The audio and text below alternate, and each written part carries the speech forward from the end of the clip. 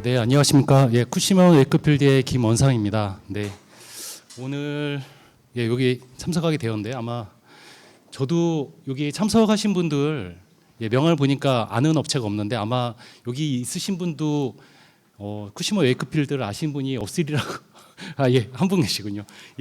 아시는 분이 거의 없을 거라고 생각 들어서요. 간단하게 좀 소개를 드리면 쿠시먼 웨이크필드는 저희 부동산 투자하시는 투자 자문 기업으로서 그런 다양한 펀드라든지 자산운용이라든지 아니면 개인 법인이 부동산, 특히나 이제 물류 부동산을 자산을 투자하시거나 이제 거래하실 때 저희가 그런 자문 같은 걸 하드리는 역할입니다. 그래서 이거에 대한 시장에 대한 가치가 어떻게 되는지에 대해서 저희가 자문을 해드리고 있고요. 오늘 제가 간단하게 소개드릴 부분은 이제 저온 물류센터에 대해서 소개를 드릴 부분인데요. 간간히 저희가 이제 이런 설명을 드리거나 하시는 기회가 있는데 대부분이 이제 투자사라든지 아니면 시행하시는 분들 아니면 이제 화주들 분들에게 이제 간단히 이제 설명을 드리는 기회가 있습니다. 오늘은 사실 좀 특이한 케이스인데 그분들하고 요즘에 이제 얘기할 때 사실은 저온 물류센터는 약간 금기어에 가깝습니다. 사실은 너무 시장이 상당히 어렵고 힘든 상황이다 보니까 사실 언급하기도 어렵고 좀 얘기를 나누기도 상당히 어려운 부분인데 그래서 오늘 세션이 조금 너무 무겁지 않을까라고 생각을 들어서 했는데 오늘 전체적인 여긴 직접적으로 아마 연관이 있으신 분들 많이 없으니까 이렇게 저온 창고 되게 어렵다고 하는데 과연 어떤 지경까지 어렵길래 이렇게 어렵다고 하는 건지 과연 그렇지만 또 이제 생각하시기에는 어제도 배달 음식 시켜 먹고 와이프나 친구분들이 쿠팡 프레시나 이런 거 자주 주문하는데 이렇게 많이 사는데 이게 계속 이렇게 써? 언젠가 좋아지지 않겠어? 아마 이런 의문을 많이 가지실 거라 생각합니다. 이제 그런 부분에 대해서 간단하게 좀 이해를 하시는 부분으로 저희가 설명을 잠깐 드리겠습니다. 저희가 20분 세션이 좀 짧아서 어떻게 할까 좀 고민을 했었는데 지금 저 외에 이제 주제를 보니까 저보다 다 더 어려워하실 것 같아서 제가 최대한 시간에 맞춰서 짧게 말씀을 드리겠습니다. 저부터 지연이라면 아마 뒤에 더 힘들어지실 것 같아서 이제 간단히 설명을 좀 드리고 있습니다. 저는 사실은 쿠시먼 웨이크필드 투자 자문점을 온 지는 한 3년 정도 됐고 원래는 대한통운과 이제 하나기계에서 물류 이제 운영 그리고 이제 컨설팅 그리고 자동화 설비 부분을 좀 많이 했었고요. 여러분들이 아실 만한 이제 저온 물류센터는 하림 산업이 이제 익산에서 짓는 것도 제가 이제 직감적으로 진행했었고 쿠팡 설비 그리고 CJ 제일자단기아 프레시웨이라든지 그리고 그 아오온 같은 물류센터에 대한 설계 구축을 좀 관여를 했었습니다. 여기에서는 투자사분들에게 이제 제언을 드리는데 물류 창고가 아무래도 투자 품목에서는 좀 생소하고 어렵다 보니까 약간 범용성이 떨어지는 분야다 보니까 여기에서 이제 다양한 업무를 진행을 하고 있고요. 이 부분에 대해서 좀 하고 있습니다. 이런 부분에 대해서 아마 20분 동안이면 아마 전체 의무사항이나 해결은 다 안 되실 건데 혹시라도 추가 의무사항이나 이런 부분 있으시면 아마 끝나고도 Q&A가 되게 흡사할 거라 생각 들어서 이런 부분에 대해서는 이메일로라도 질의를 주시면 저희가 이제 회신을 좀 드릴 수 있도록 하겠습니다. 물류센터가 여러분들이 아마 이 관심을 가지신 분들은 보이는데 관심이 없으신 분들은 상당히 안 보입니다. 경기도 외곽이나 이제 골프를 하시러 가시든지 아니면 야외를 가시든지 아니면 고속도로를 가실 때 아마 이제 눈여겨 보시면 창고가 계속 있거나 아니면 건설 중인 게 꽤 많습니다. 근데 이게 그렇게 오래되지 않았습니다. 이런 2012년도부터 한 17년도까지 한 지금 정도에서 한 10년 전만 해도 연간 한 25만 평. 그러니까 한 2, 3만 평 정도가 센터의 평균이라고 한다면 한 10대 개? 수도권에도 한 10몇 개가 지어지는 게 일반적이었습니다. 그렇지만 한 2014년도, 15년도에 무슨 일이 있었냐면 여러분들이 까맣게 잊으셨지만 14년도에 이제 쿠팡 로켓 배송이라는 게 생겼고 15년도에 이제 마켓컬리라는 이제 드라마틱한 이커머스 상품이 들어다 보니까 그때부터 이제 수요가 좀 폭발하게 되었고요. 그걸 대응하느라고 이제 18년부터 21년도까지 한 74만 평 정도.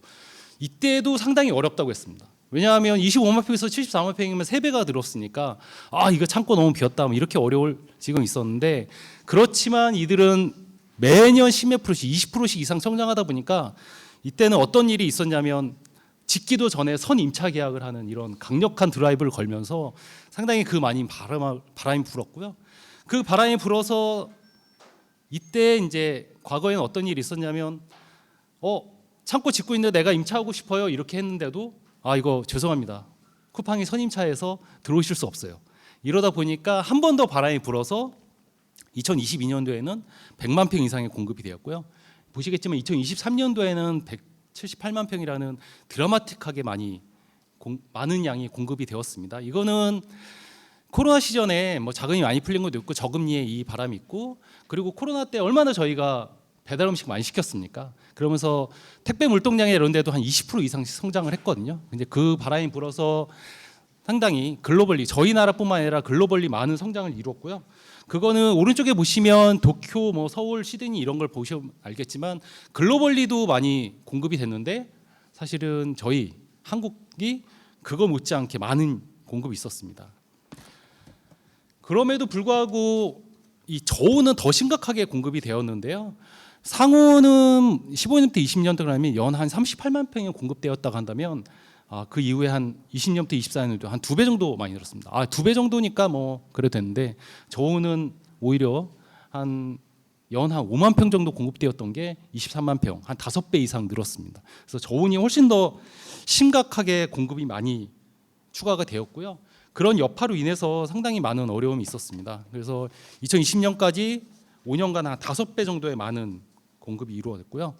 그 부분은 생각해 보시면 2014년도 이때만 하더라도 전체가 한 뭐 만 평이라 하면 한 저온이 한 23%, 상온이 한 17% 정도였는데 18년도만 해도 한 저온이 20% 포션을 유지하다가 23년도에는 저온 비중이 한 30%까지도 늘었습니다. 이때는 뭐 물론 이제 저온에 대한 임차 수요도 많이 있었지만은 이때에 공사비가 급격하게 오르다 보니까 상온보다는 저온 센터를 지으면서 높은 임대료를 수취하는 것이 오히려 그 사업성이 훨씬 더 확보될 수 있다라는 기대감에 저온 비중이 급격하게 이제 확 늘었고요.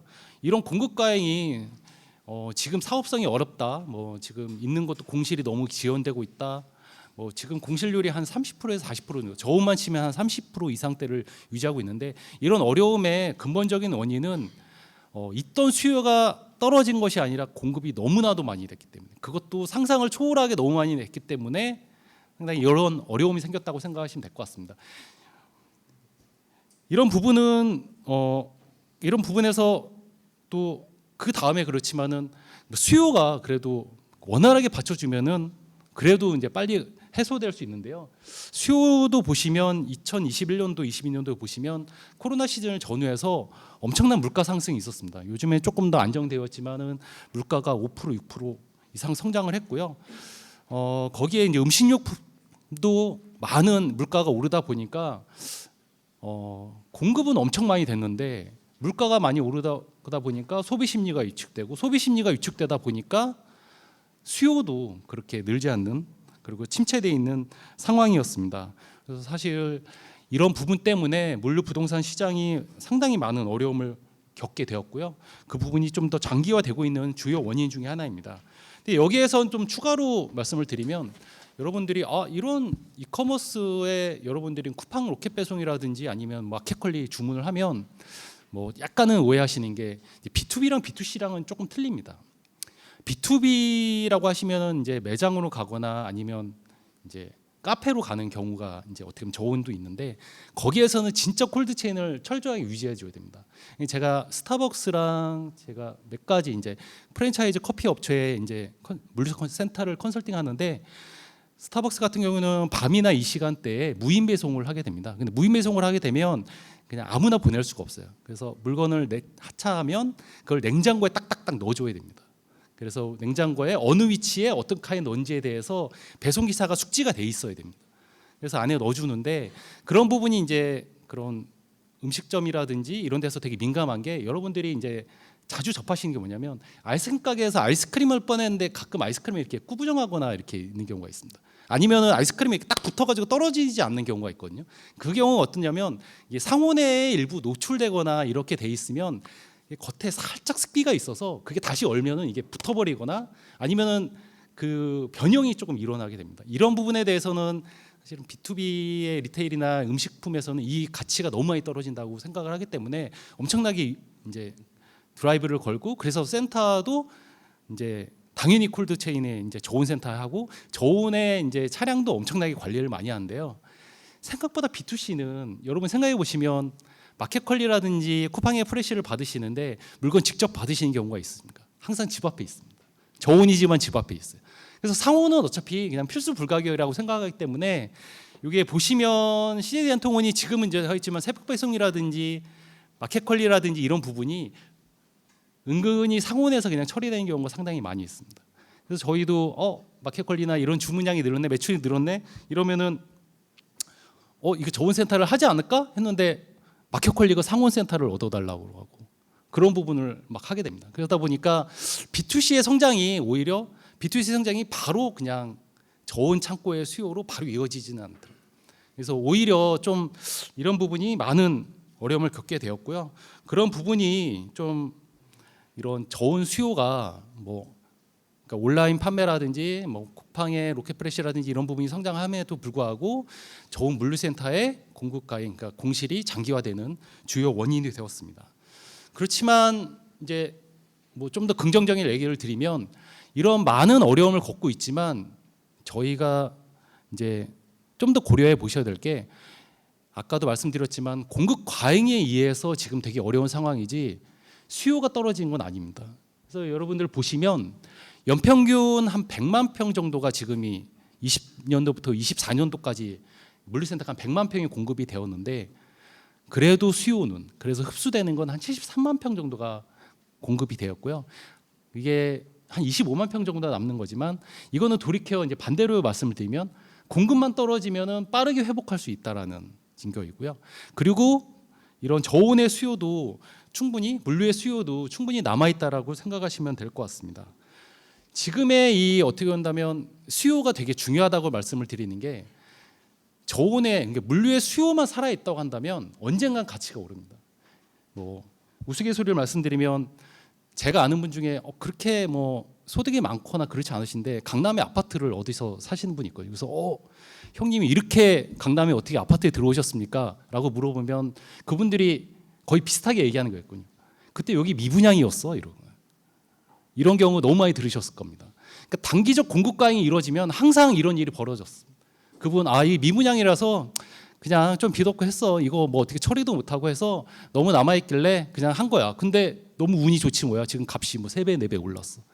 근데 지금에 어떻게 본다면 이런 집이라는 수요가 튼튼하게 받쳐주다 보니까 단기적 공급 과잉에 의해서도 있지만 그 어려움이 있더라도 언젠가는 넘었을 거고 그리고 가치가 올라갈 거라고 생각하는 거는 결국에는 수요가 결정한다고 생각을 하는데요.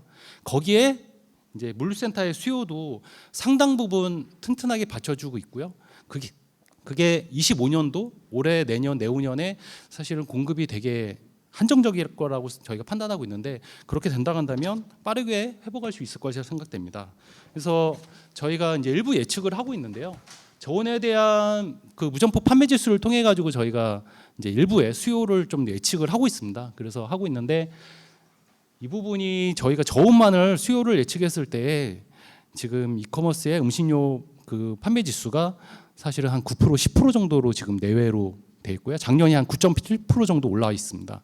원래는 저희가 23년도, 24년도에 예측했을 때는 공급 과잉 해소가 2030년은 돼야 되지 않냐라고 생각을 했는데 작년이 조금 더 좀 드라마틱했던 게 뭐냐면요. 상반기 때는 상당히 안 좋았는데 하반기 때 상당히 이 판매 지수가 소비가 조금은 그래도 회복되는 시기였습니다. 이거는 어떤 거냐면 이커머스가 회복이 되면서 오프라인은 아직은 정체되어 있는 상태가 반등이 되었고요.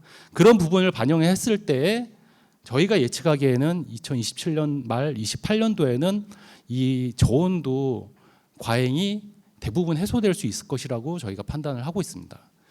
근데 추가적으로 좀 말씀을 드리면요. 저온 창고가 비어 있는데 어떤 부동산도 마찬가지입니다. 3년 이상 비어 있다라는 거는 사실은 말은 되지 않습니다. 왜냐하면 3년 이상이면 1년 정도 공실이 나면요. 그냥 EOD가 납니다. 경매로 하든지 어떤 식으로 가격이 떨어지고요. 또 그 다음 사람이 채우지 못하면 또 어차피 떨어지게 돼 있습니다. 그래서 지금의 이 공급 과잉이 2022년도부터 많이 발생을 하고 있는데 지금도 많은 그 공실이 쌓여 있지만은 그 부분이 많이 해소될 거라고 생각하고 있는데 지금 해소되지 못하고 있는 이유는 상온도 공실률이 한 15% 정도 되다 보니까 이거를 저온을 상온으로 컨버전하면은 이제 바꾸게 되면은 임대가 채워진다고 한다면 무조건 컨버전 하겠는데 상온의 공실률이 아직은 되게 높은 상태다 보니까 지금은 컨버전도 못하고 그냥 공실이 그냥 지속되는 경우가 있고 아니면 상온 거의 임대료로 나가는 경우가 꽤 많은 수가 있는데 이것이 상온 임대료가 10% 이하로 떨어지게 되면 저온은 상온으로 일부 컨버전하면서 임대를 채울 수 있는 부분이 떨어진다고 한다면 지금 저온의 공급 과잉은 빠르게 좀 더 빠르게 해소될 수도 있을 것이라고 저희는 판단을 하고 있습니다. 마지막인데요. 저온이 하시면 저희가 이제 보면은 식품 유통업계를 위주로 해가지고 산업을 좀 더 바라보면서 저희가 수요를 판단하고 있습니다. 최근에 이제 기사를 보시면 한화가 아움을 인수했다든지 신세계 푸드를 인수했다라는 기사가 나오는데요. 그런 부분은 여러분들 모르겠지만 이 코로나 직후로 해서 이런 식자재 업체의 실적이 상당히 드라마틱하게 좀 좋아지고 있습니다. 근데 그런 원인이 이제 여러 가지가 있는데요. 가장 중요한 원인은 코로나 때 식당이 다 셧다운했잖아요. 근데 식당이 셧다운했을 때 가장 큰 충격을 받은 데는 물론 식자재 대기업도 충격을 받았지만 여러분들이 이제 가다 보면은 이 중소 도매 업체들이 다 사라졌습니다. 그냥 이렇게 식당가를 가시다 보면 트럭에 파랑 쌀이랑 이런 거 싣고 와서 그냥 식자재 넣어주던 그런 그 지역을 드라이브 하시던 그 분들이 이제 식자재 업체들이 있었는데 상당히 그 중소 업체들이 많이 사라지셨습니다. 그래서 사실은 다시 이제 소비가 오픈했을 때에 이제 대형 식자재 기업들이 상당히 그 부분을 틈새를 많이 뚫었던 게 사실이고요. 그리고 많이 들으셨겠지만은 지금 사내 식당이나 그러니까 아무래도 물가가 높아지다 보니까 이런 효율적으로 더 싸게 공급할 수 있는 이런 망에 대해서 사실 선호도가 많이 높아지고 있고요. 그래서 여기엔 담지는 않았지만 저 배달의 민족도 이런 식자재업을 하려고 드라이브를 걸고 있고요. 다양한 업체도 많은 드라이브를 하고 있습니다. 그리고 이제 세 번째로는 이거는 10년 전부터 나온 얘기인데요. 이제 여러분들 군 입대하는 사람들이 많이 줄고 있습니다.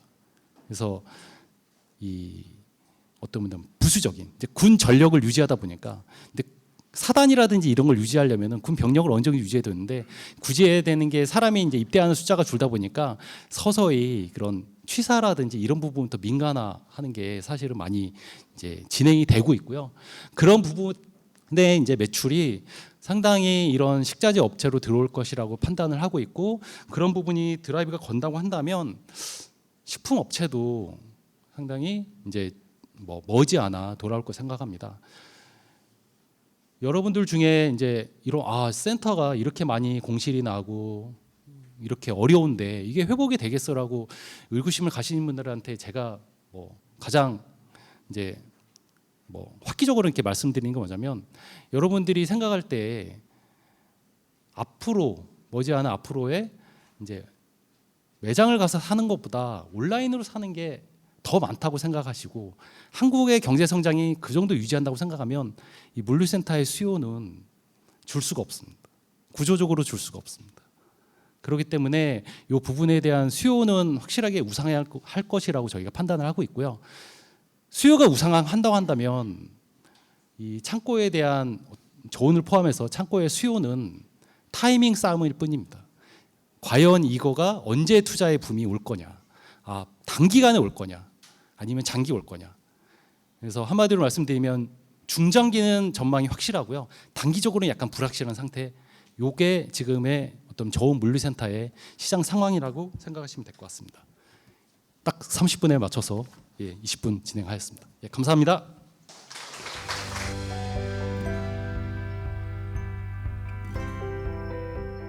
네, 안녕하세요. 반갑습니다. 저는 율로그에서 데이터 관련 업무를 총괄을 하고 있는 노종우입니다. 우선 그 뜻깊은 행사에 초대해 주셔서 대단히 감사드리고요. 오늘 저도 발표하는 내용들에 대해서 전체적인 주제를 살펴보았는데 이제 콜드체인하고 직접적인 관계는 없을 수 있지만 전반적으로 아우르는 내용인 것 같아요. 그래서 데이터 기반의 의사결정을 물류 쪽에서 어떻게 접목시켜 나갈 수 있는지에 대해서 간단하게 개념적인 내용 중심으로 좀 설명을 드릴 거고요. 오늘 발표를 통해서 여러분께서 얻어가셨으면 하는 내용은 뭐 데이터라고 하는 복잡하고 어려운 개념보다는 여러분들이 하고 계시는 비즈니스에서 어떻게 데이터를 접목해서 보다 효율적이고 생산적으로 업무를 하고 비즈니스 임팩트를 만들어 나가실 수 있을지에 대해서 인사이트를 한두 가지 얻어가시면은 더할 나위 없이 감사하겠습니다.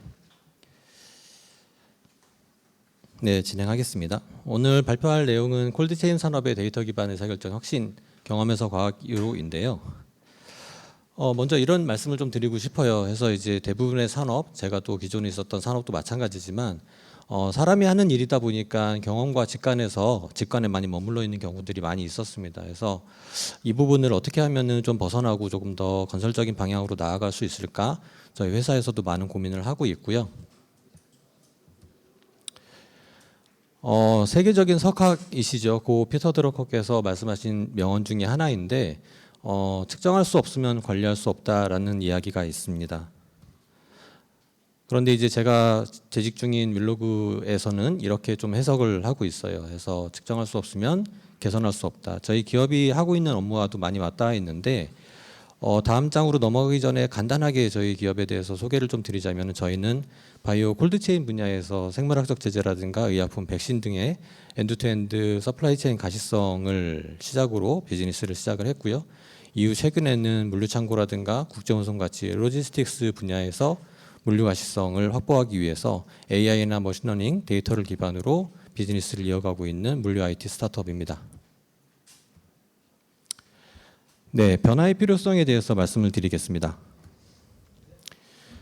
지금 보시는 숫자는 저희가 올해 7월에 그 엔터프라이즈급부터 해서 중소 중견 스타트업 분야의 여러 기업에서 종사하고 계시는 물류 공급망 전문가분들 241분을 대상으로 설문조사를 좀 규모 있게 진행을 했었습니다. 그래서 전체 응답자 241명 중에 이제 56.5% 온습도 관리 그룹의 113명, 61%가 엔드투엔드 가시성 부족하다라는 불편함을 좀 말씀을 주셨어요.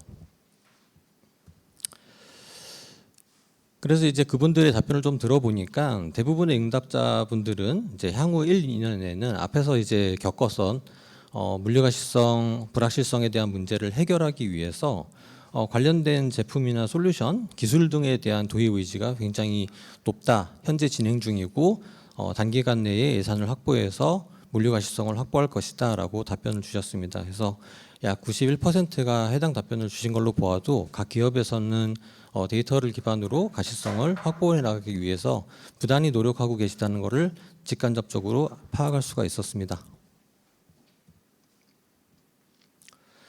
그래서 이제 그분들의 답변을 좀 들어보니까 어느 분야에 투자를 하시려고 합니까?라고 물었을 때 실시간 IoT 모니터링 시스템 투자 기반의 실시간 가시성을 확보하고 싶습니다라고 할 계획입니다라고 말씀 주신 답변이 44%였는데요.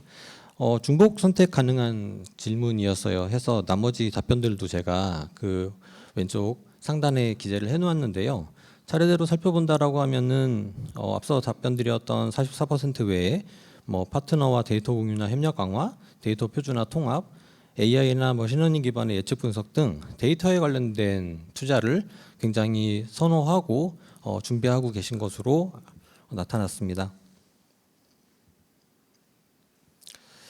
그래서 이제 저희가 조사한 내용뿐만 아니라 그렇다면 이제 글로벌 트렌드는 어떨까라고 좀 조사를 해봤는데요. 글로벌 트렌드도 크게 다르진 않았고요. 오히려 더 큰 성장세를 보이고 있었습니다. 지금 보시는 자료는 제가 올 상반기에도 이제 뭐 통합물류협회라든가 여러 곳에서 발표를 하면서 그때 당시 조사했던 자료인데요.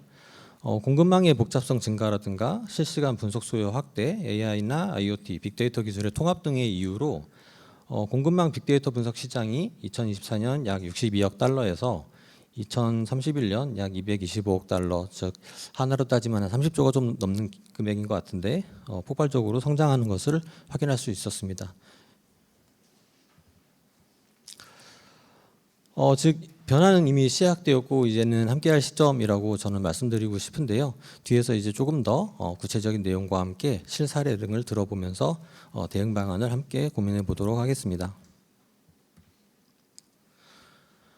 오늘 전반적인 내용을 관통하는 주제인데요. 이제 경험에서 과학으로 즉 앞에서 이제 사회자분께서도 설명을 주셨지만 데이터 기반의 의사결정 체계로 어떻게 전환을 해나가는지에 대해서 간략하게 설명을 드리겠습니다. 여러분이 좀 그 이해를 하시기 쉽도록 좀 비유를 좀 해봤어요. 그래서 그렇다라고 하면 데이터 기반 의사결정 뭐 중요하다는 건 알겠는데 그게 대체 어떤 것이냐에 대한 설명인데요. 이번에 이제 제가 그 사금을 채취하는 과정과 데이터 기반의 의사결정 과정이 굉장히 비슷하다라고 발표를 준비하면서 실제 사금 채취 과정을 좀 조사를 해봤습니다. 그래서 왼쪽에 이제 두 사람이 사금을 채취하고 있는 모습인데 강바닥이나 퇴적물에서 이제 원시 재료 이제 흙하고 금하고 이제 뭐 각종 먼지라든가 여러 가지 물질들이 섞여 있는 것부터 시작을 해서 뭐 불필요한 것들을 걸러내고 뭐 채라든가 여러 가지 이제 도구들을 사용을 해서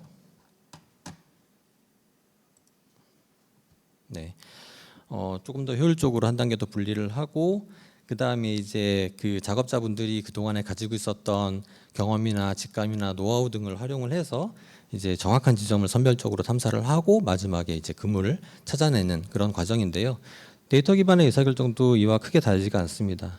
아직 가공되지 않은 원천 데이터, 즉 여기에는 신호와 소음이 매우 복잡하게 얽혀 있는데 이런 것들을 정보화시키고 지식화시키고 지혜, 인사이트로 변환시켜서 마지막에는 기업의 비즈니스 성장을 이끌어내는 이 데이터 기반 의사결정으로 이어지는 단계입니다. 그래서 이 부분은 상당히 많이 닮아 있다고 생각을 합니다.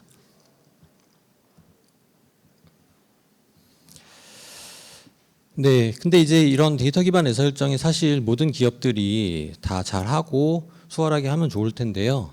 역시나 이번에 같은 조사를 했을 때 MIT라든가 맥킨지라든가 IDC 같은 글로벌 유수 서치펌에서 조사한 결과에 따르면은 뭐 글로벌 1000대 기업, 만대 기업 여러 가지 조사를 했을 때 한 85% 가량이 데이터 기반의 의사결정에 어려움을 겪고 있고 앞에서 설명드렸던 것처럼 데이터가 인포메이션 단계로 넘어가는 그 단계에만 머물러 있기 때문에 가장 마지막에 금에 해당하는 데이터 기반의 의사결정까지 이어지지 못하고 있다라는 한계점을 분명히 나타내고 있었습니다.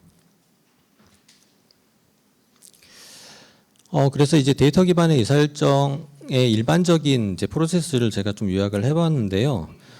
일단 아래 보시는 그 플로우 차트처럼 이제 정보 요구 사항이 발생을 합니다. 그래서 뭐 콜드체인 주제다 보니까 아무래도 이제 운송이라든가 물품을 보관하는 과정에서 콜드체인에 문제가 생겼을 때 이 문제가 왜 생겼고 어떻게 대응해야 되는지 등에 대한 정보 요구 사항이 발생할 것 같아요. 그랬을 때 어떤 상황이었는지에 대한 원인을 찾고자 데이터를 수집을 하고 데이터 분석에 용이한 형태로 가공을 하고 데이터 분석을 하고 인사이트 도출을 해서 앞에서 우리가 찾아내었던 발견했던 아니면 경험했던 문제를 해결하기 위한 의사결정을 하는 단계까지 굉장히 많은 시간과 단계가 소요되게 됩니다. 그래서 위에도 적어놨지만 분석 주제나 범위에 따라서 짧게는 하루 이내에 인사이트를 뽑아내는 경우도 있지만 경험상 긴 주제, 복잡한 주제 같은 경우는 꽤 오랜 시간이 소요되어서 소위 말하는 골든타임을 놓치는 경우를 현장에서도 굉장히 많이 보았어요. 그리고 특히나 이제 데이터 수집하고 인사이트 도출까지의 단계는 회사에 있을 수도 있고 없을 수도 있지만 어쨌든 데이터 분석 전문가에 대한 의존도가 굉장히 높다는 특징을 가지고 있습니다. 최근 이제 한 3, 4년 정도 이제 폭발적인 성장을 이루었죠. 그래서 뭐 아래 보시는 것처럼 챗GPT라든가 제미나이, 퍼플렉시티, 클로우드 같은 생성형 AI의 등장으로 인해서 앞에서 이제 말씀드렸던 데이터 분석가에 대한 대체가 굉장히 빠르게 일어나고 있고 실제 이제 저희 기업에서도 저희 데이터 분석가들이 생성하는 코드의 대부분은 AI들이 직접 생성하는 것들도 굉장히 많이 있습니다. 해서 생성형 AI 등장으로 인해서 앞서 말씀드렸던 정보 요구사항 발생 후 데이터 기반 의사결정까지의 간격이 굉장히 줄어들고 많은 부분이 해소되고 있는 것 또한 현실입니다.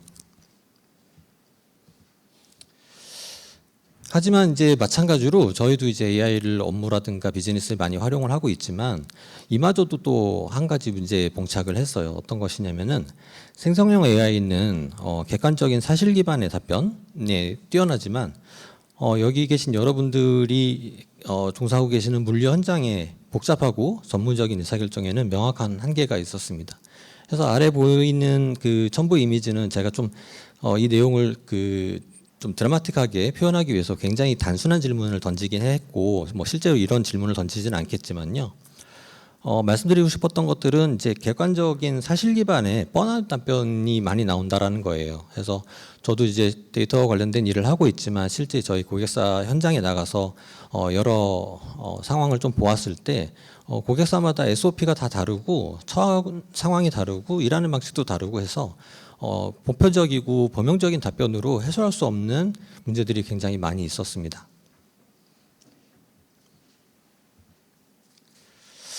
그래서 이 부분을 이제 어떻게 해결하면은 뭐 저희 회사 비즈니스도 그렇고 나아가서는 물류 비즈니스, 뭐 콜드체인, 로지스틱스 포함해서 전반적으로 어떻게 하면은 산업 전체가 조금 더 생산적이고 효율적으로 일을 할 수 있을까 고민을 많이 했는데요. 그 해결의 열쇠는 그 제목처럼 스몰 데이터에서 찾을 수가 있었습니다. 그래서 생성형 AI 한계를 구체적인 맥락과 의미 있는 정보 수집과 학습으로 극복 가능하다라고 저는 생각을 하고 있는데요. 먼저 빅데이터라는 말은 가장 많이 들어보셨고 굉장히 익숙하게 들어보셨을 거예요. 그래서 빅데이터는 저희가 정의할 때는 객관적인 사실 해서 팩트나 숫자라고 표현을 할 수 있고요. 대표적인 예를 들면은 이제 저희 회사에서는 IoT 디바이스를 기반으로 해서 현장의 위치라던가 상태 데이터들을 수집을 하는데 이런 부분들이 이제 굉장히 방대하고 빠르게 수집되고 다양한 데이터를 다루고 있기 때문에 빅데이터로 정의할 수가 있습니다. 반면에 오늘 강조하고 싶은 스몰 데이터는 맥락적 판단입니다. 데이터 기반의 의사결정이라고 하면은 데이터 쪽에 조금 더 포커스가 가 있다라고 생각을 하고 있고 또 여러분들께서는 이제 데이터의 중요성에 대해서 생각을 하실 수 있겠지만 저는 오히려 역설적으로 사람의 중요성을 더 강조하고 싶었어요. 오늘 발표에서도. 그래서 즉 맥락적 판단. 예를 들자면은 제품 정보가 있겠죠. 뭐 콜드체인 분야니까 앞에 발표에서도 발표자분께서 말씀을 주셨지만 뭐 냉장에서 보관되는 여러 물품에 대한 정보들이 있을 거예요. 해서 냉장에서 보관돼야 되는 물품이 있고 냉동에서 보관돼야 되는 물품이 있고 뭐 외부 충격에 강한 제품이 있고 외부 충격에 민감한 제품이 있고 여러 가지 제품의 정보들이 있을 거고요. 그다음에 이제 문제 발생의 심층 원인이나 운영 프로세스에 대해서 굉장히 잘 알고 계시는 물리 전문가의 의견도 하나의 데이터일 수 있고요. 그다음에 뭐 관련된 법규나 규제 아무래도 이제 특히나 바이오 콜드체인 같은 경우는 저희는 이제 규제 산업이다 보니까 여러 가지 규제 사항들이라든가 업계 관례 등 물류 도메인의 전문 지식들이 좀 필요합니다. 그래서 이 두 가지가 조화롭게 이루어졌을 때 비로소 비즈니스 임팩트를 달성할 수 있다라고 생각을 하고요. 아래 노란색으로 하이라이팅을 해놓았지만 글로벌 데이터 전략 연구라든가 하버드 비즈니스 리뷰에서도 성공한 AI 프로젝트의 80% 가량이 도메인 전문가의 데이터를 적극 활용하고 있다라고 발표를 했습니다.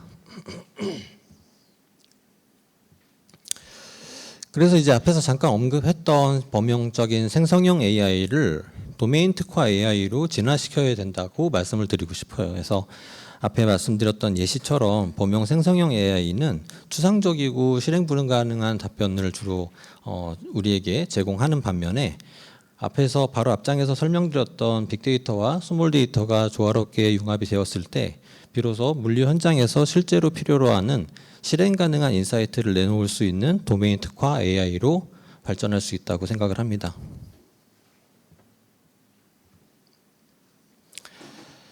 지금까지 간단하게 데이터 기반 의사결정의 개념이나 프로세스, 가지고 있는 문제점, 생성형 AI의 등장과 한계, 그리고 버티컬 AI, 물류 특화 AI의 가능성에 대해서 살펴보았는데요. 이제 실제 사례를 통해서 조금 더 구체적으로 이야기를 나눠보겠습니다.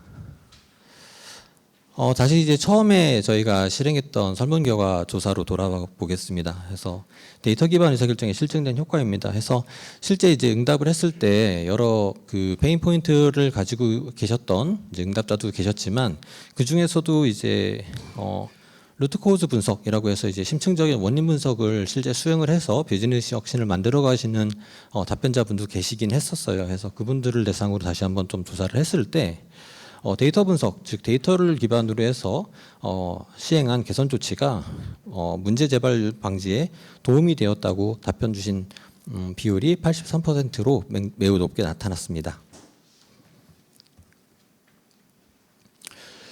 그리고 저희가 이제 그 내부 설문조사 외에 이제 외부 현황도 좀 살펴본다고 말씀을 드렸었는데요. 외부 조사를 또 살펴봤을 때도 데이터 기반 의사결정을 통해서 업무 효율 개선이라든가 비용 절감 효과를 기대할 수 있었다라고 답변 주신 비율도 상당히 높게 나타났었습니다.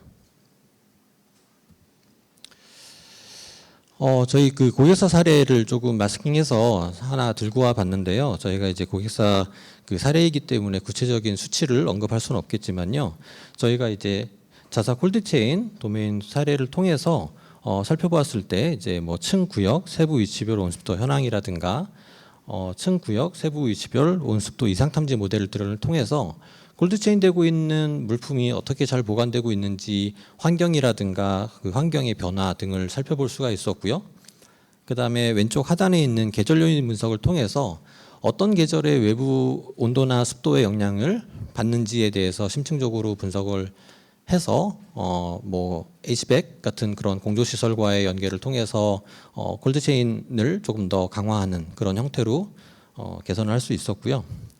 마지막으로 이제 올해 여름 굉장히 덥고 작년도 더웠지만 올해 더 더운 것 같은데 이제 뭐 중대재해라든가 산업안전 보건 관련된 것 때문에 이제 많이 관심 깊게 살펴보시는 분야이긴 해요. 그래서 작업 환경에 작업자들이 겪고 있는 불쾌 지수라든가 체감 온도에 대한 분석 등을 통해서 작업 안전 등도 함께 이제 살펴보고 있는 상황입니다.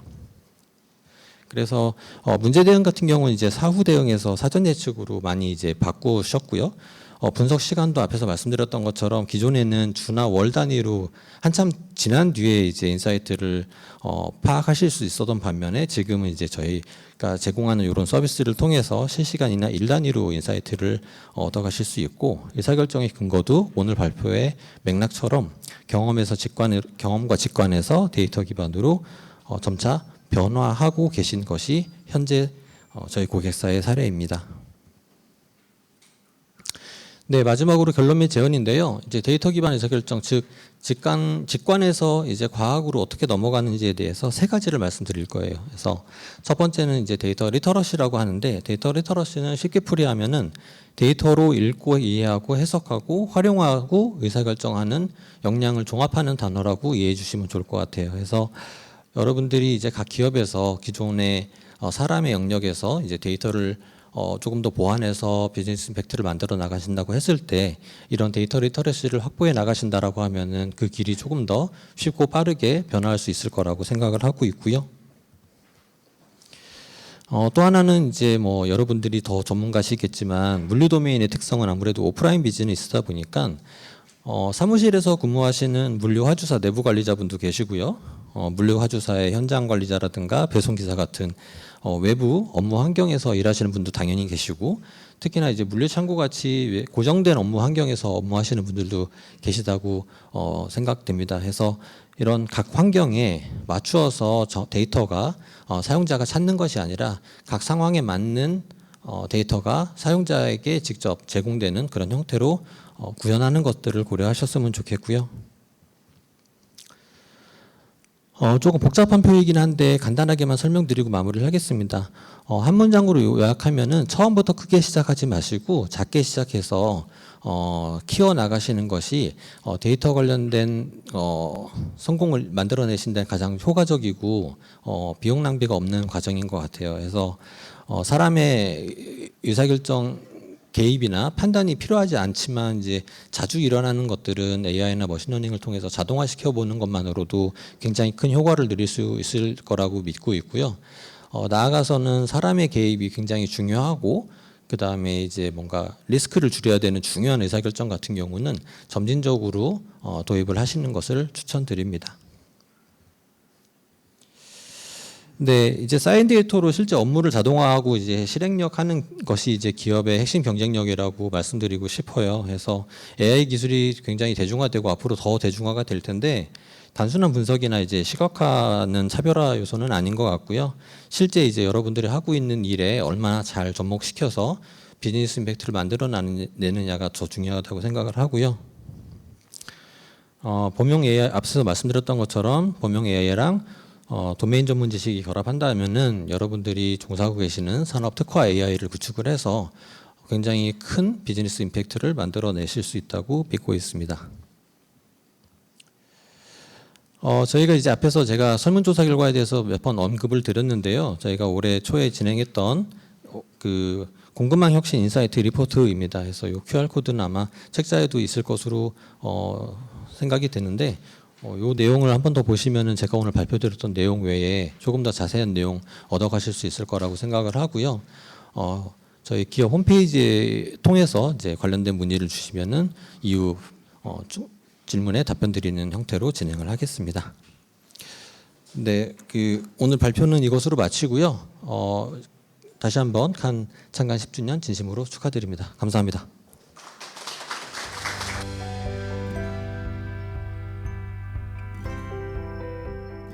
네, 안녕하십니까.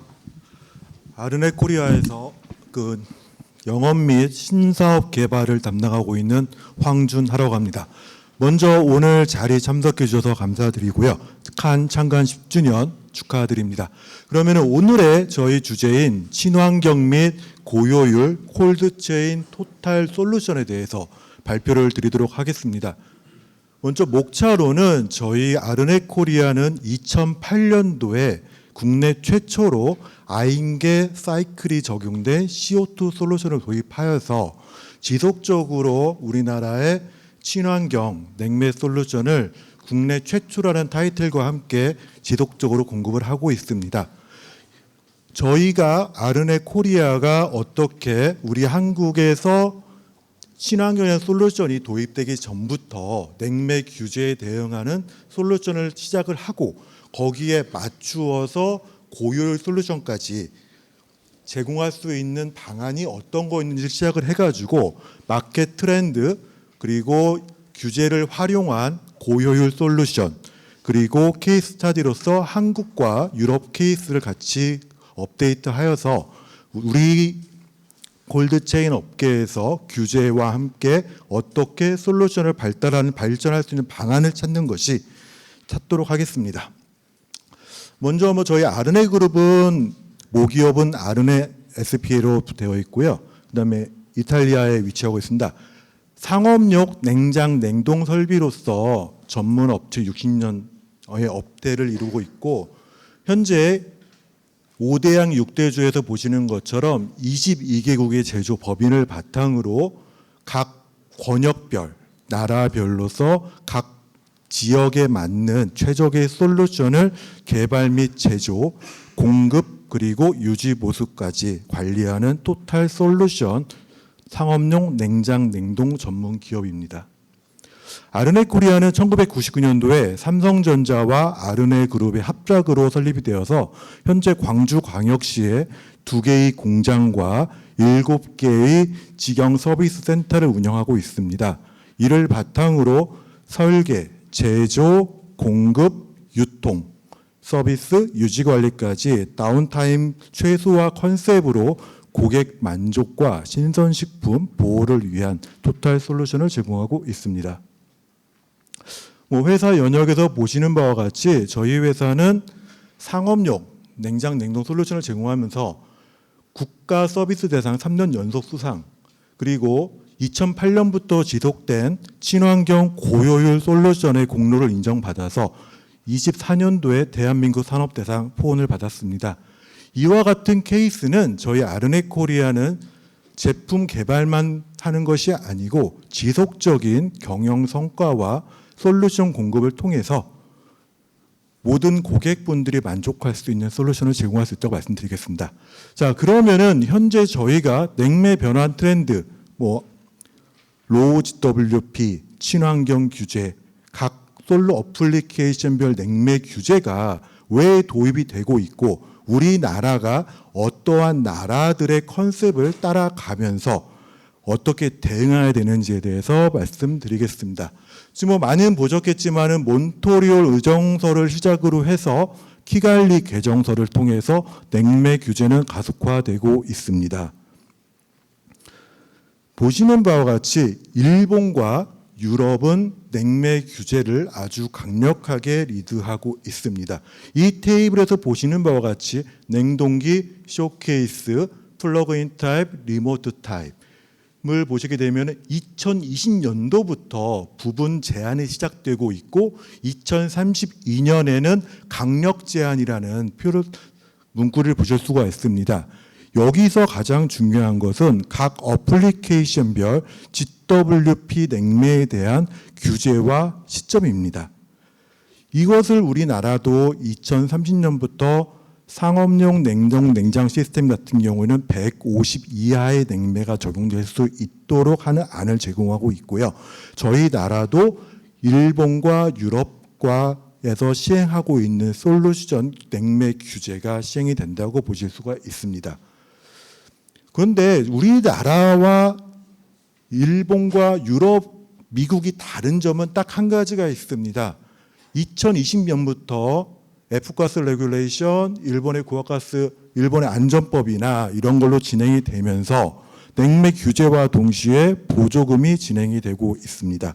하단부에서 보시는 바와 같이 일본과 독일은 설치비 즉시 보전을 통해서 캐펙스에 대한 고객들의 투자비 증가분을 보존을 하고 있고요. 미국 캘리포니아는 에임법을 통해서 성과 및 연동관리, 프랑스 같은 경우는 HFC 세금 감면을 통한 사후 규제 연계 이런 게 진행이 되고 있습니다. 물론 저희 나라도 규제가 시작되면서 동시에 이러한 보조금 프로그램을 통해서 친환경 냉매 활성화가 될 것입니다. 이를 위해서 저희 회사 같은 경우에는 각 사이트별에 맞추어서 편의점, 슈퍼마켓, 리테일 솔루션과 같은 곳에 저희가 이제는 여러 가지 실증 사이트를 구축을 하고 있습니다. 콜드체인 마켓 트렌드 저희가 뭐 많이 말씀드려보시죠. 라이프 사이클 코스트, 캐펙스 뭐 여러 가지 문구가 있지만은 이 중에서 가장 중요한 거는 소비자분들이 소유하신 분들이 시스템을 운영하면서 얼마나 초기 투자비 대비 운영비를 절감할 수 있느냐가 중요한 것입니다. 저희가 냉매 규제에 따라서 냉매가 기존 프레온 계열에서 자연냉매나 로우 GWP 혼합 냉매로 넘어가겠지만은 저희 같은 솔루션 프로바이더에서 가장 중요하게 생각해야 되는 것은 에너지 효율성 최적화, 미래 규제 대응입니다. 이러한 솔루션은 여기 보시는 바와 같이 저희는 상단부의 초기 투자 비용만 포커스를 맞추지만은 저희가 시공하는 냉장, 냉동 솔루션의 평균 운영 기간은 10년입니다. 10년을 봤을 경우에 운영 비용의 포커스를 보시게 되면은 운영 비용이 67%, 초기 투자 비용은 25%로 운영 비용이 훨씬 더 중요하다는 것을 보실 수가 있습니다. 이러한 솔루션에 맞추어서 각 어플리케이션을 보시게 된다면은 현재 소형 저장고부터 식품 가공 공장, 대형 물류 창고, 리테일이 전반적인 콜드체인 어플리케이션의 시작과 끝입니다. 이 곳에서 가장 중요한 것은 지속적인 식품 안전 기준 강화와 더불어서 어플리케이션에 해당하는 냉매 규제, 산업 표준. 자, 그럼 여기서 우리와 같은 프로바이더들은 어떠한 포커스를 맞춰야 되느냐? 첫 번째, 스마트한 모듈화 규격화입니다. 이러한 트렌드를 바탕으로 일본이나 중국, 미국, 유럽에서 진행되는 관리 제도를 저희가 벤치마킹하여서 우리나라에 최적화된 시스템을 제공하는 것입니다.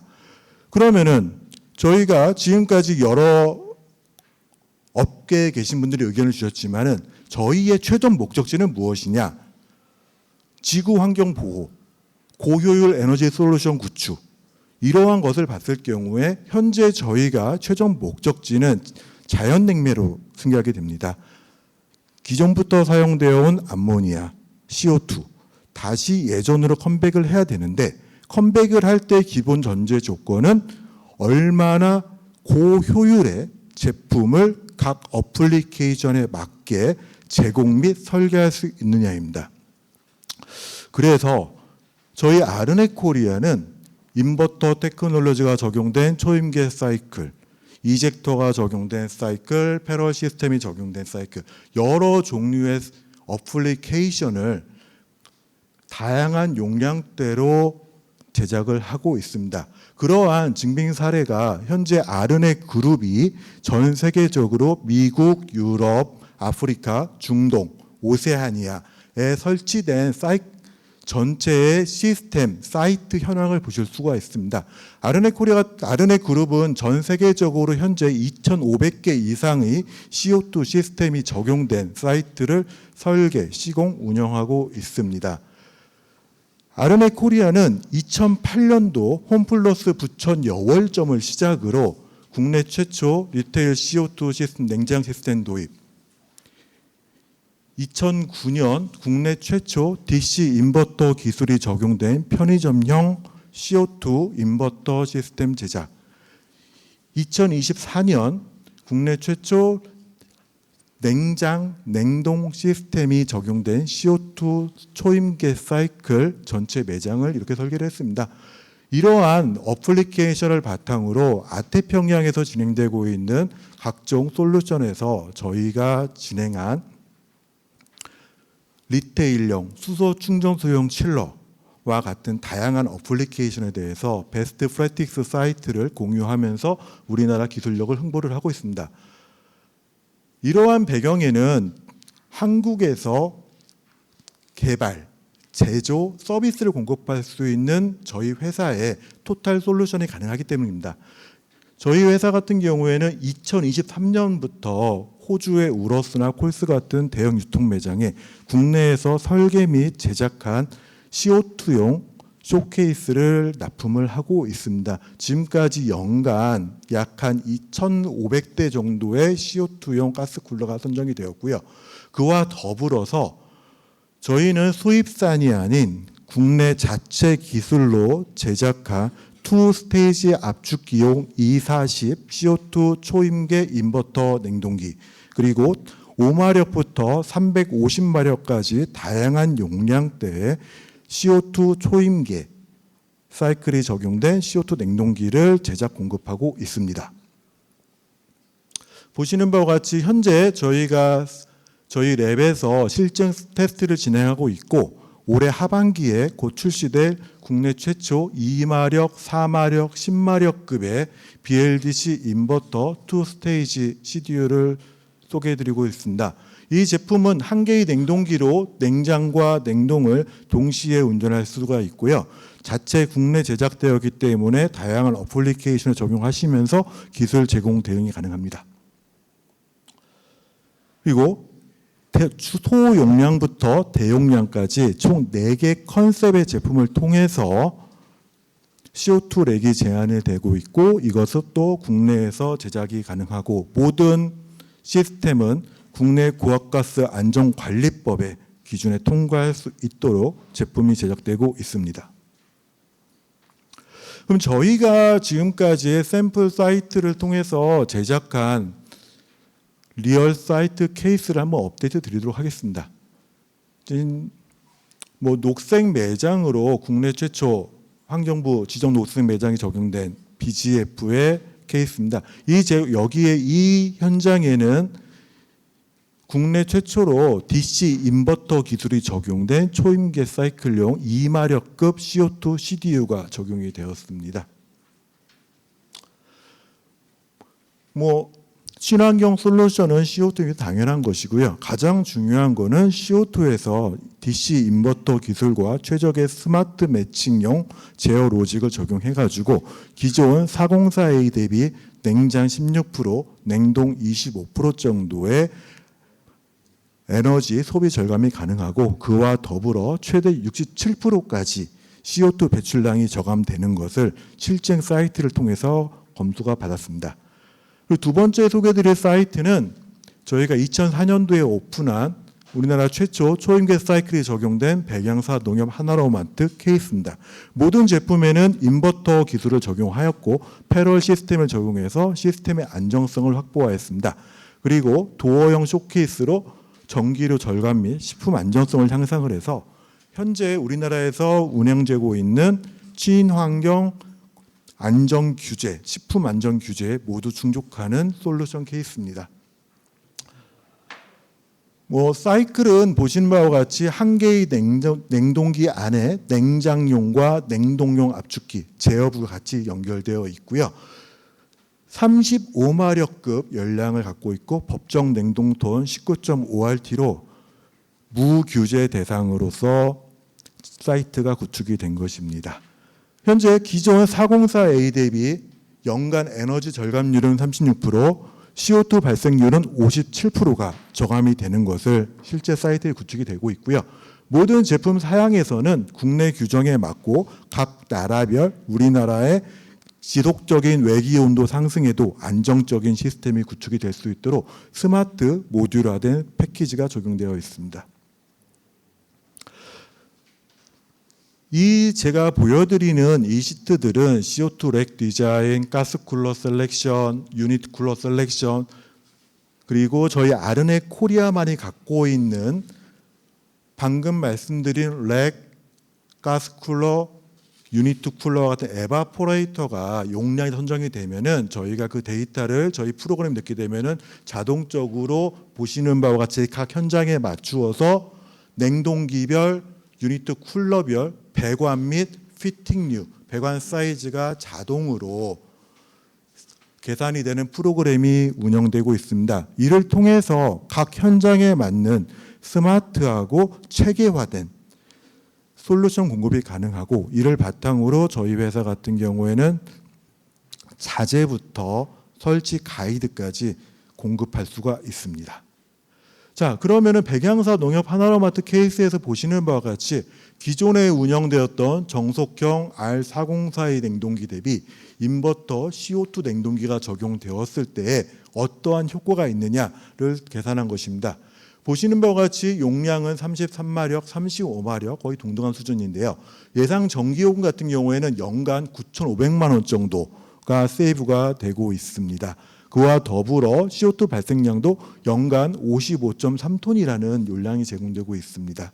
자, 그리고 마지막으로 현재 저희 나라도 아까 말씀하신 것처럼 대형 물류창고, 기존에 저희가 우리나라에서는 R22가 현재 물류창고의 95%를 차지를 하고 있고 지금부터 노후화가 돼서 산자부를 통해서 이제는 고효율 시스템으로 전환이 시작되고 있습니다.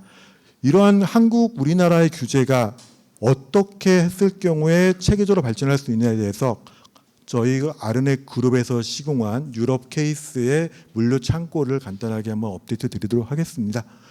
우선 대형 물류 창고 같은 경우에는 1차는 암모니아, 2차 글리콜 아니면은 CO2와 같이 1차 측에서는 최소한의 암모니아를 통해서 시스템의 고효율을 높이고 2차 측에서는 글리콜이나 무독성 2차 냉매를 사용해서 안정적인 시스템 운영을 하시는 것을 보실 수가 있습니다.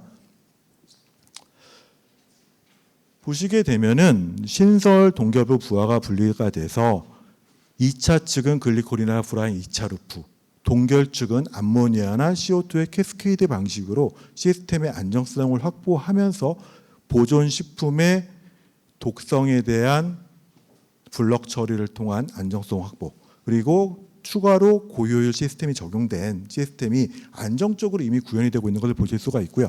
여러 가지 다양한 솔루션, 소형 편의점부터 중대형 물류창고, 리테일 모든 솔루션에 대해서 저희가 설계부터 제안, 시공, 관리까지 모두가 가능하니까 언제든지 필요하시거나 궁금하신 사항 있으면 연락을 부탁드리도록 하겠습니다. 이상으로 제가 준비한 섹션을 마무리를 할 것이고요. 제가 마지막으로 한 가지 부탁드리고 싶은 말씀은 로 마무리하겠습니다. 우리나라가 고 GWP 규제에 대한 이슈가 나온 것이 2023년 하반기부터이고요. 그와 더불어서 저희 업계도 어떻게 하면 친환경 솔루션을 도입을 하고 이와 더불어서 어떻게 하면 우리가 규제를 바탕으로 비즈니스를 활성화를 할 것인가에 대한 고민을 늘 해오고 있습니다.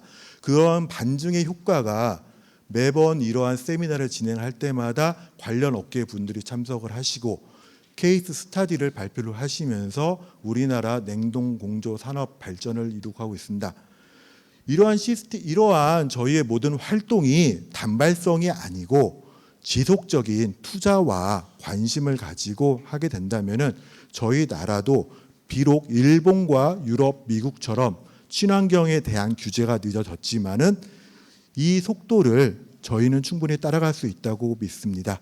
그렇기 때문에 언제든지 설계나 제품 선정을 하시다가 궁금하신 것이 있으면은 저에게 개인적 연락을 주신다면은 저희가 알고 있는 한에서 각 나라별 규제 현황 그리고 저희가 어떻게 이 규제를 비즈니스화할 것인 대해서 제가 개인적으로 공유할 수 있는 기회를 주시면 좋겠습니다. 이상으로 발표를 마치겠습니다. 감사합니다.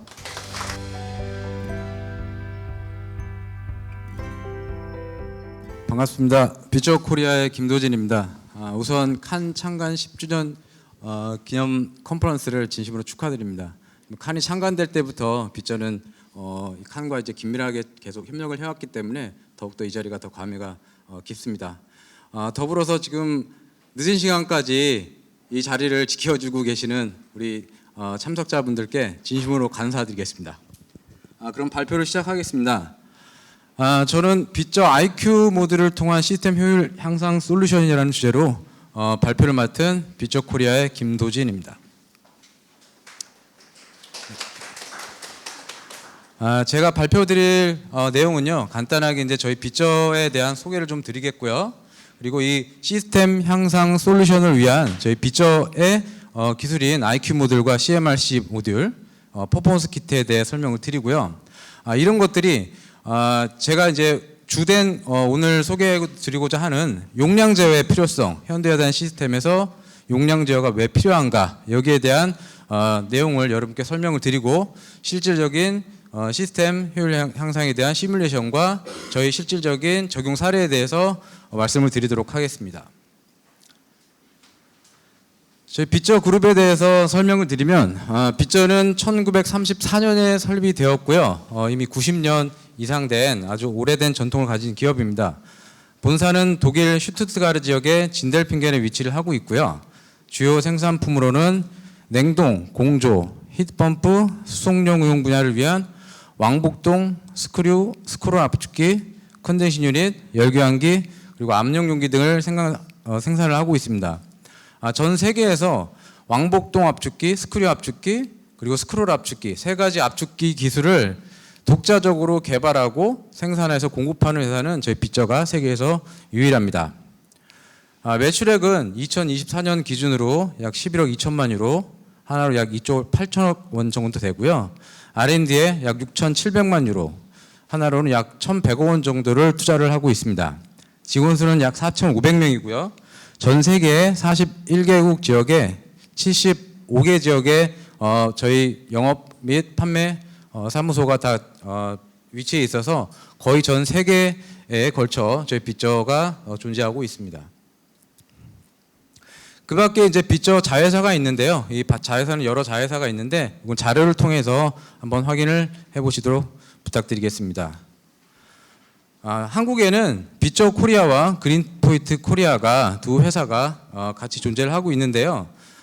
퓨처는 제품 기술 지원, 마케팅, 고객 관리, 보증 업무 관리, 그리고 기술 교육을 저희가 담당을 하고 있고, 그린포인트는 저희 자회사의 하나로서 순정 부품, 그리고 순정 오일 판매, 그리고 압축기 수리, 그리고 정비 교육, 그리고 서비스 비즈니스를 담당을 하고 있습니다.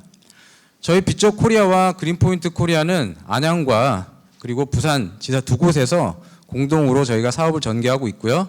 저희 전국 주요 거점에서 유기적으로 협업함으로써 신속하고 전문화된 지원 체계를 구축하고 있습니다. 그럼 저희 잠깐 그 빗저 제품 중에서 IQ 모듈과 퍼포먼스 키트에 대한 내용을 잠시 설명드리도록 하겠습니다. 빗저 왕복동 반밀폐 압축기에는 기본적으로 압축기 보호 모듈이 장착이 되어 있는데요. 저희 빗저 IQ 모듈 CMRC02는 빗저 에코라인 시리즈의 보호 및 외부 액세서리 통합 제어를 위한 지능형 모듈로서 2024년도부터 빗저 에코라인 왕복동 압축기에 표준으로 적용되고 있습니다. 지금 슬라이드에서 우측 상부에 보이는 동그라미 표시된 부분이 부품의 모습이고요. 그리고 그 아래에 있는 사진은 이 압축기와 관련된 모든 액세서리들이 통합되어 있는 사진인데, 이런 히터, 그리고 토출 온도 가스 센서, 그리고 오일 레벨 센서, 용량 제어 장치 등 이런 압축기와 관련된 모든 액세서리들이 이 CMRC IQ 모듈에 통합을 할 수 있게끔 되어 있고, 고객이 필요한 요구 조건에 맞게끔 선택적으로 적용할 수 있는 장점이 있습니다. 그리고 오늘 제가 좀 더 이제 설명을 드릴 이 퍼포먼스 키트, 이 부분은 기존에 설치된 시스템에 업그레이드가 가능한 솔루션으로서, 기존에 우리가 시스템을 개선하고자 했을 때, 이미 설치된 시스템을 개선하고자 했을 때 상당히 이제 어려운 부분들이 많이 있었는데, 바로 이 퍼포먼스 키트를 활용하게 되면 쉽고 간편하게 시스템을 업그레이드 할 수가 있습니다. 이 퍼포먼스 키트는 크게 세 가지 기능을 가진 타입으로 구분을 할 수가 있는데요. 이 아래에 보시면 커넥티비티 킷, 오퍼레이셔널 세이프티 킷, 에너지 키트, 이렇게 세 가지로 구분이 되어 있어서 압축기의 성능 개선이나 그리고 자체 용량 제어, 그리고 저장된 데이터를 활용할 수 있는 이런 유용한 장치로 활용을 할 수가 있습니다. 자, 그럼 본격적으로 제가 용량 제어 시스템이 왜 필요한지에 대해서 여러분과 함께 알아보도록 하겠습니다. 자, 시스템 우리가 설계를 할 때 일반적으로 압축기 및 냉동 공조 시스템은 최악의 운전 조건을 고려해서 반드시 최대 보아로 선정을 해야만 합니다.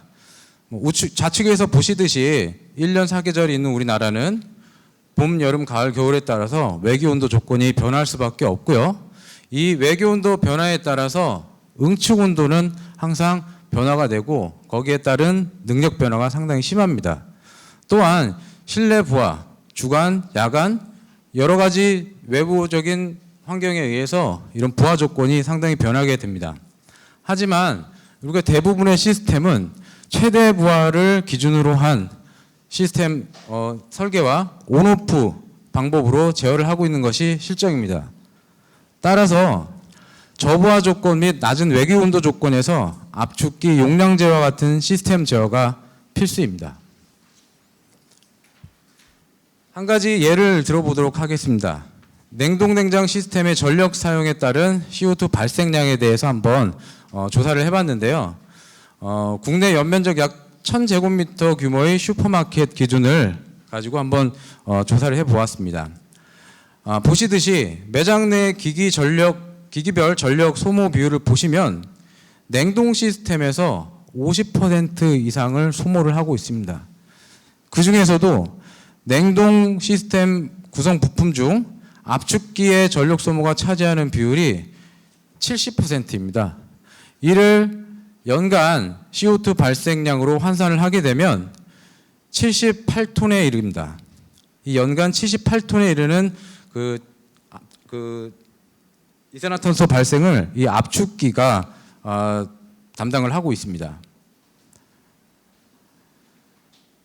이러한 경우에 우리가 여러 가지 이제 시스템의 효율을 개선하는 방법이 있는데, 그 중에서 압축기 용량 제어를 통해서 약 15%의 에너지를 절감할 수 있는 가능성이 있습니다. 이는 여러 연구 자료나 실증 자료를 위해서 나온 자료이고요. 이런 것들은 압축기에 대한 용량 제어를 통해서 실현을 할 수가 있는데, 저희 빗저에서는 일반적으로 알고 계시는 인버터를 적용한다든지, 또는 빗저 베리스텝이라고 하는 기계식 용량 제어를 통해서 압축계 용량 제어가 가능합니다.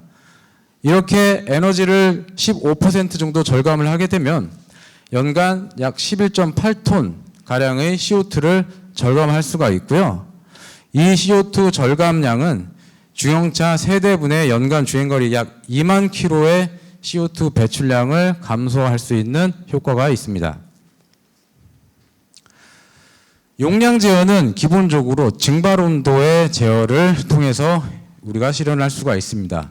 그래프에서 보시듯이 좌측은 용량 제어를 하지 않는 시스템의 증발 온도, 즉 증발 압력의 변화폭을 나타내는 것이고요. 우측은 용량 제어가 적용된 시스템의 저압의 변화를 나타내는 것입니다. 좌측의 용량 제어를 하지 않은 시스템은 아무래도 압축기의 온오프의 빈번한 동작을 피하기 위해서 편차를 크게 두고 운전할 수밖에 없기 때문에 이렇게 편차가 크게 나올 수밖에 없는 것이고요. 용량 제어를 적용한 시스템은 최대한 증발 온도의 증발 압력에 각각 필요한 압력에 맞게끔 제어가 가능하기 때문에 그 편차를 줄일 수가 있는 것입니다. 이를 통해서 평균 증발 온도를 최대한 우리가 필요한 만큼 높여서 운전이 가능하고요. 증발 온도를 1K 높이면 약 3% 정도 에너지 절감을 할 수가 있고 3K를 높이게 되면 약 12% 정도, 여기에 추가적으로 응축 온도를 1K 정도 낮게 운전하게 되면 시스템 효율은 약 2% 정도 추가로 증가시킬 수가 있습니다. 아까 말씀드린 저희 기계식 용량 제어 벨 스텝에 대한 메커니즘에 대해 잠깐 설명을 드리도록 하겠습니다. 좌측에 있는 그 모습이 이제 솔레노이드 밸브가 달려 있는 그 실린더 헤드, 왕복동 압축계 헤드의 형상이고요. 우측은 빨간색 부분이 고압 챔버, 그리고 파란색 부분이 저압 챔버인데 이 저압 챔버와 고압 챔버의 압력 차이에서 이 피스톤을 동작을 해서 가스의 흡입구를 막았다 열었다 하는 방식으로 압축되는 가스의 양을 조절하는 방법으로 압축기의 용량을 제어합니다. 이러한 벨스텝 용량 제어 기술은 실제 요구 부하에 대해서 탁월한 용량 제어가 가능하고요. 10에서 100%까지 용량 제어가 가능합니다. 따라서 압축기 기동 정지 횟수를 감소시킬 수가 있고요. 시스템 부하에 신속하게 대응이 가능합니다. 따라서 압력 변동폭을 감소시킬 수가 있고 전반적으로 운전 비용을 절감할 수가 있습니다. 그럼 저희 빗저 소프트웨어를 활용해서 시스템 효율 향상에 대한 시뮬레이션을 해보도록 하겠습니다. 좌측에 있는 그래프는 저희가 찾은 이제 조사 자료를 통해서 2024년도 서울 지역의 주간 야간 평균 온도에 대한 그래프입니다.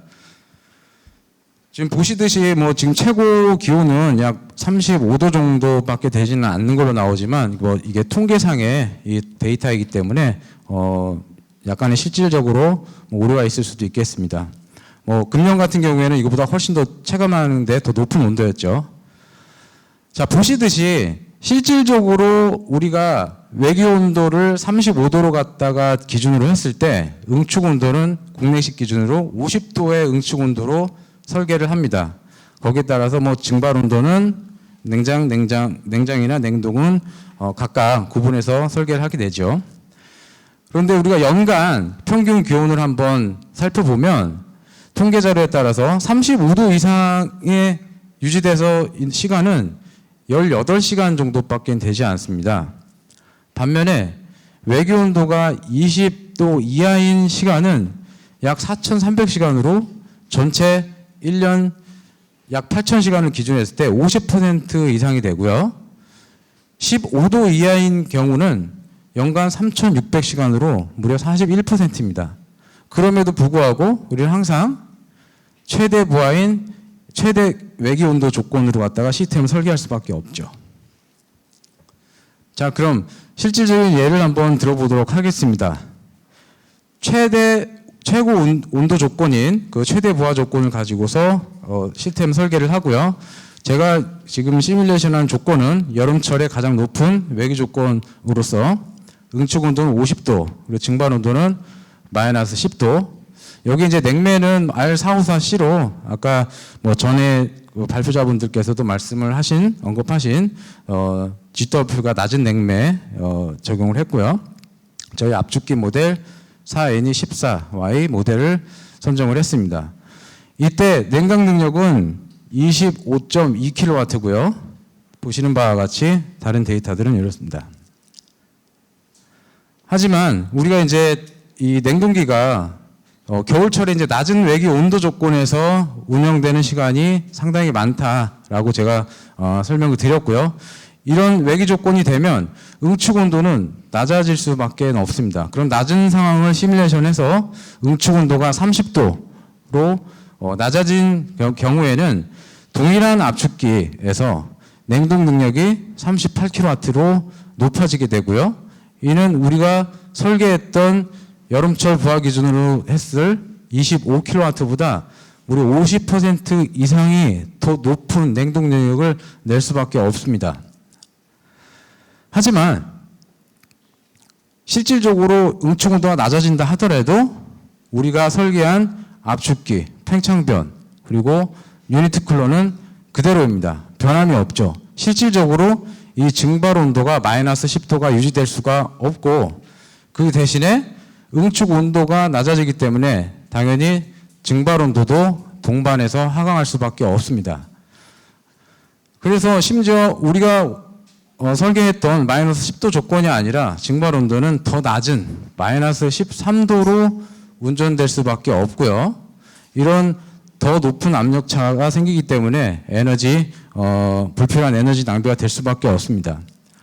이 낮아진 증발 온도 조건에서 냉동 능력은 더 낮아지긴 하지만 여전히 우리가 설계했던 25kW보다 더 높은 냉각 능력이 유지될 수밖에 없습니다.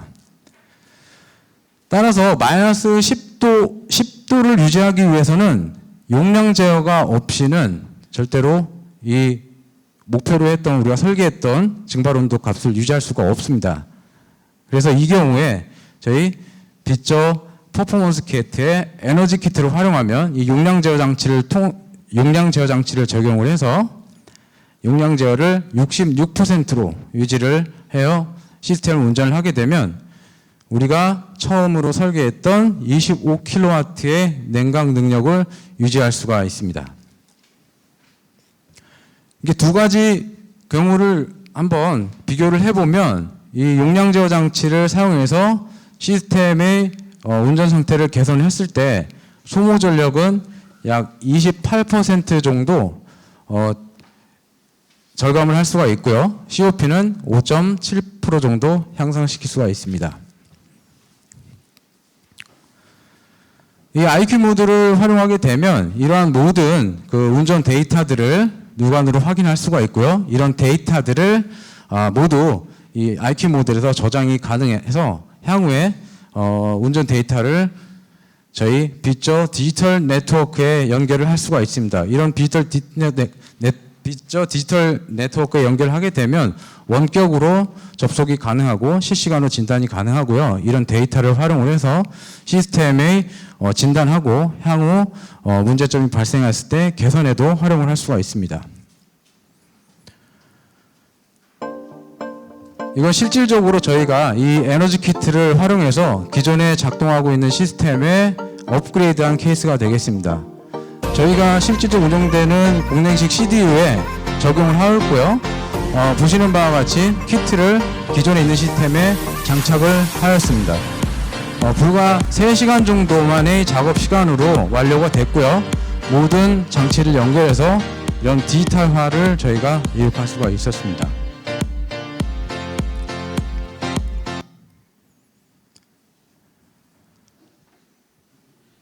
설명드린 내용을 요약하도록 하겠습니다. 저부하 조건에서 그리고 낮은 온도 조건에서는 압축기 용량 제어가 필수입니다. 따라서 이 빗저 IQ 모듈 CMRC02와 이 퍼포먼스 키트를 활용하시게 되면 기존 냉동 시스템을 효율적으로 업그레이드 시킬 수가 있고요. 그리고 다양한 키트 옵션으로 고객이 원하는 요구 조건에 맞는 솔루션을 선택적으로 구현을 할 수가 있습니다. 운영 효율 역시 극대화할 수가 있고요. 컴프레서 성능을 최적화할 수가 있습니다. 그리고 이 모듈에 축적되어 있는 데이터를 활용해서 보다 신속한 대응이 가능합니다. 따라서 다양한 요구사항에 최적화된 유연한 솔루션 제공이 가능합니다. 제가 준비한 내용은 여기까지이고요. 지금 보시는 책자에 저희 광고가 지금 삽입이 되어 있는데요. 궁금하신 내용은 저희 광고에 나와 있는 연락처로 이메일이나 연락을 주시면 저희가 세부적인 내용이나 기술 지원을 하도록 하겠습니다. 고맙습니다.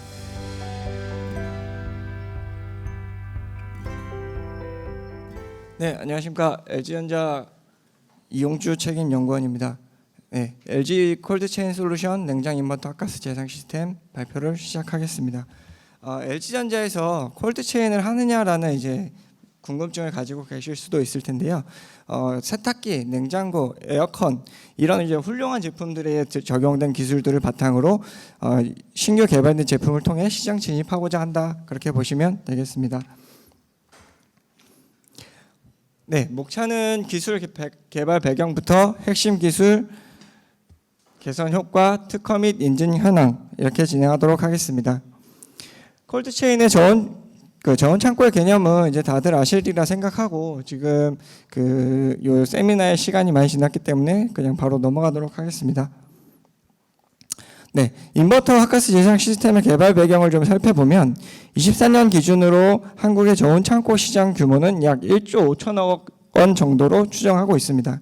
이 중 이제 판넬 도어랑 설치 공세를 제외한 제품대 매출은 5천억 정도로 예상이 되는 이제 규모가 있는 시장이라고 좀 볼 수 있는데 이러한 시장 규모에 비해서 아직 그 제품들의 그 효율이나 이런 부분들은 아직 시작 단계라고 좀 볼 수 있는데 그 로켓 프레쉬, 그다음에 마켓컬리와 같은 신선식품, 비대면 구매 일상으로 이제 저온 창고의 수요가 계속 증가하고 있어서 이 1조 5천억이라는 숫자는 앞으로 시간이 지날수록 조금 더 커질 수 있다라고 좀 보고 있습니다. 그런 이제 시장 규모에 비해서 식당이나 급식업체, 농가 저장고, 저육점 등에 적용되는 소형 저온 창고, 농수산물 유통센터, 식품 제약공장 등에 적용되는 중형 창고는 에너지 효율의 사각지대가 있습니다. 아직까지 이 제품들이 적용되는 제품들에 대해서 에너지 효율 등급이나 에너지 규제 이런 것들이 이제 전무한 실정이라서 아직까지 그 기존의 정속 제품들 위주의 시장으로 형성이 되어 있고 인버터의 전환율은 약 5에서 10% 정도로 아직까지 낮은 시장이라고 좀 볼 수 있습니다. 이런 이제 시장 현상에도 불구하고 이제 급증하는 전기세, 그다음에 전기 사용량, 이런 그다음에 저온 창고의 그 수량의 증가, 물리적 수량의 증가 이런 것들로 인해서 점점 이제 고효율 제품에 대한 요구가 증가하고 있고 기존 정속 제품의 만성 고질 불량인 히터 관련된 불량은 지속적으로 해결에 대한 요구가 있다라고 보시면 되겠습니다. 네. 정속 제품과 이제 연결되는 유니트 쿨러의 재상 히터 방식을 좀 살펴보면 열교환기 내부에 그 CG 히터 타입을 이제 적용을 해서 전기 히터를 삽입해서 일정 주기마다 제품을 끄고 그다음에 히터를 가열해서 150도, 200도까지 가열을 해서 열교환기를 재상하는 방식인데요. 이런 재상 방식은 150도, 200도까지 가열을 하다 보니 열교환기 자체에 가열되는 양이 많아지고 그에 따라서 이제 고내 온도도 꽤나 많이 상승을 할 수밖에 없고 이런 히터를 매 4시간마다 이제 동작을 좀 시키다 보니 이 히터의 신뢰성 자체도 좀 많이 낮아지는 측면이 좀 있는 재상 방식이라고 좀 보면 됩니다. 그리고 이 히터가 중간에 이제 열교환기 중간에만 삽입이 되다 보니 이제 직접 열 전달이 아닌 열교환기 끝단부는 이제 간접 열 전달로 인해서 히터로 인한 재상이 되기 때문에 재상 효율조차도 좀 떨어지는 재상 타입이라고 좀 보면 되고 이런 이제 재상 히터의 재상 타입은 사이드 이펙트로 내부에 이제 수증기가 많이 증가를 하고 그에 따라서 고드름이나 이제 동결이 발생을 해서 창고 내부의 상품의 품질 저하 그리고 그 심각하게는 이제 작업자들의 그 다칠 수 있는 우려까지 이제 발생할 수 있다라고 좀 보면 됩니다. 그래서 이게 이런 이제 재상 히터 타입의 이제 문제점과 고장 사례들, 그 다음에 온라인 클라우드 분석을 통해서 빅데이터를 좀 살펴보면 이 재상에 관련된 이슈들이 이제 보면 재상 히터, 전기 히터 이런 이제 VOC들이 가장 많다라고 좀 보면 되겠습니다.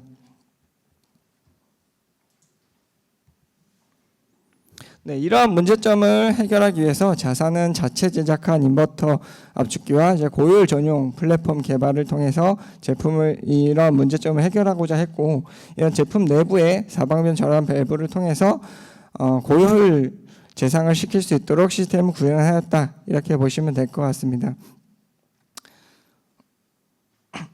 일반 이제 냉장 운전 시에는 다들 아시는 것처럼 압축기에서 나온 이제 고온 고압의 가스 냉매가 실외기 응축기를 지나서 이제 실내기로 들어가는 방식이고, 재상 운전 시에는 이런 이제 사방변이 운전이 절안을 해서 압축기에서 나온 이제 고온 고압의 가스 냉매가 유니트 쿨러로 먼저 들어가서 이제 재상을 하는 그런 방식이라고 좀 보시면 되겠습니다.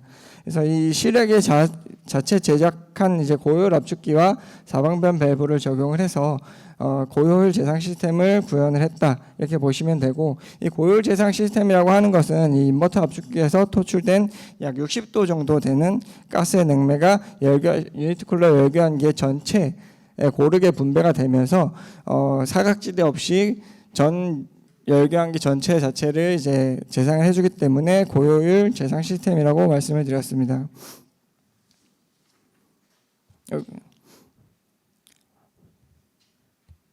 이러한 이제 재상 시스템을 구현하기 위해서 먼저 핵심 기술에 대해서 간략하게 좀 설명을 드리면, LG전자에서 세계 최초로 자체 개발한 R1 압축기라는 이제 하부 압축 인버터 스크롤 압축기를 적용을 했고요.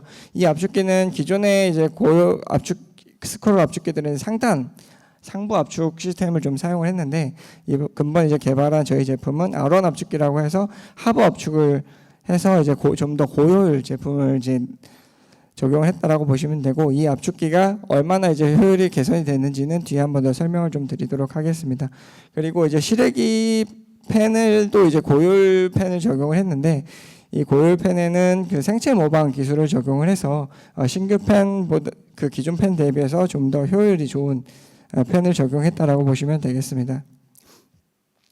네, 유니트 쿨러에는 이제 자사에서 자체 개발한 PCB와 전장 부품을 내장해서 이제 설치 편리성을 극대화했고, 기존에는 이 제어 판넬을 통해서 복잡한 설치 과정을 좀 거쳤어야 했는데, 이 PCB를 전장부를 그 제품 내부에 부착을 하면서 이런 이제 제어 판넬들을 거의 삭제할 수 있었고, 그 제어 판넬을 삭제하는 대신 이 유선 리모컨 RS3라고 불리는 유선 리모컨을 적용을 해서 기존의 설치 판넬을 적용을 할 때는 설치 연결선이 한 6개, 7개, 많게는 한 10개까지 적용이 되던 연결선을 자사에서 근본 개발한 제품에는 이제 통신선과 전원선 단 2개만 적용을 하면 제품이 문제없이 동작할 수 있도록 설계를 했다라고 보시면 되겠습니다. 그리고 냉매 배관에 연결되는 많은 이제 부품들이 있는데, 유니트 쿨러에는 그중에 이제 대표적인 게 전원선, 솔밸브, 그다음에 팽창 밸브 이런 것들을 현장에서 설치를 해야 되는 이제 불편함이 있었는데, 자사에서는 이 EV 전자식 팽창 밸브를 적용을 해서 효율 향상은 물론 이제 설치성까지 개선을 했다, 그렇게 보시면 되겠습니다. 다음은 이제 소프트웨어적 측면에서 핵심 기술들을 좀 살펴보면, 기존의 정속 시스템에서는 쇼케이스 혹은 이제 유니트 쿨러 쪽에서 설정 온도가 몇 도가 설정이 되든 압축기가 이제 100%로 운전을 해서 비효율적인 이제 제품들 동작을 했었는데, 자사에서 금방 개발한 제품은 리모컨에서 설정한 온도를 실외기에서 그 판단을 해서 그 냉매 온도를 자동으로 변경해 주도록 프로그램을 적용을 했습니다. 그래서 만약에 예를 들어서 10도에 설정된 그 창고다라고 하면 실외기에서는 그 외에 맞는 압축기 냉매 온도를 성정을 해서 그에 맞는 헤르츠로만 동작을 해서 효율을 향상을 시켰고요. 만약에 실내기가 마이너스 25도다라고 하면은 그 마이너스 25도에 맞는 냉매 온도로 증발 온도로 변경을 해서 압축기가 조금 더 동작을 할 수 있도록 그렇게 변경을 해뒀습니다. 이를 통해서 기존에 이제 그 불필요하게 낭비되던 그 전기 소비 전력들을 최대 절감을 해서 최고의 효율을 나타낼 수 있도록 했다, 그렇게 보시면 되겠습니다.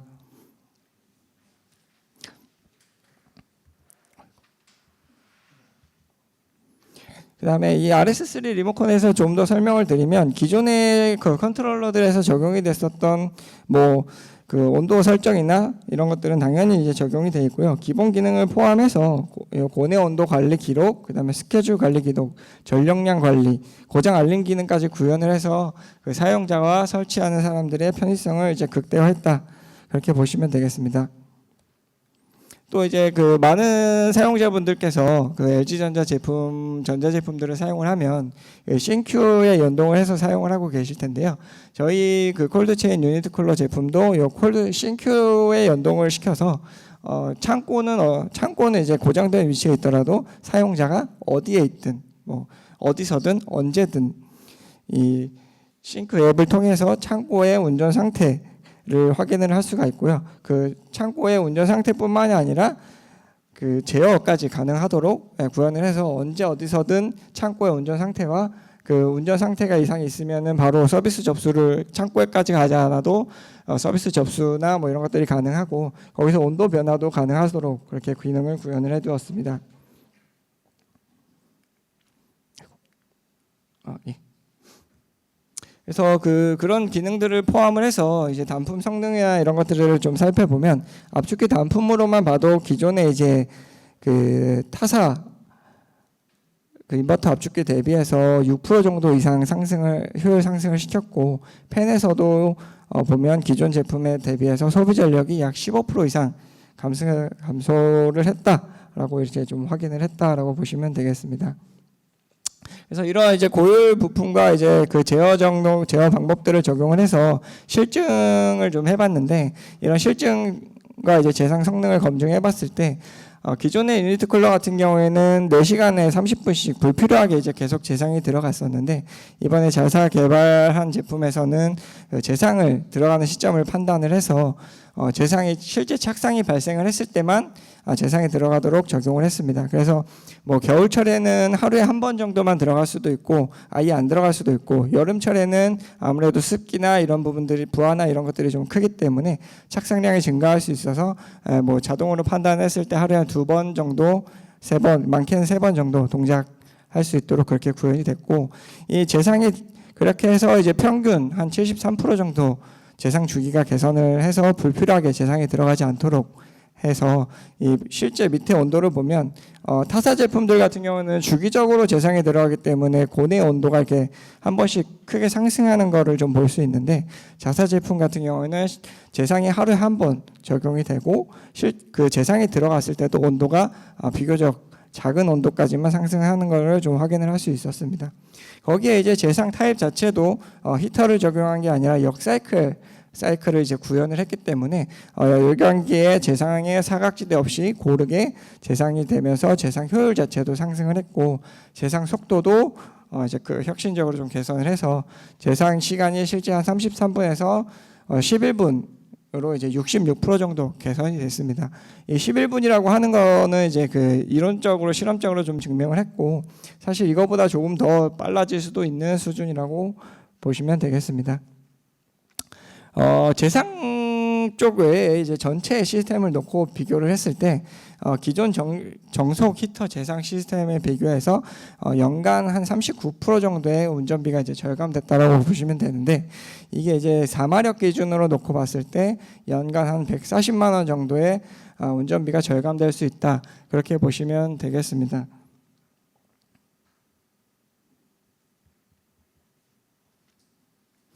네.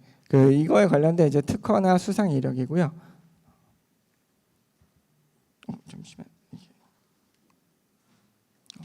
빠져 있네. 이게 실증 사례에 대해서 이제 자료가 좀 빠져 있는데 실증 사례에서는 제가 구두로 좀 설명을 드리면 그 농협의 하나로마트 유통 창고에 이제 실증을 했는데 7마력 기준에 이제 실증 7마력 기준으로 설치를 해서 기존의 정속 시스템 대비해서 자사 시스템을 적용을 교체를 해가지고 이제 실증 사례를 했고요.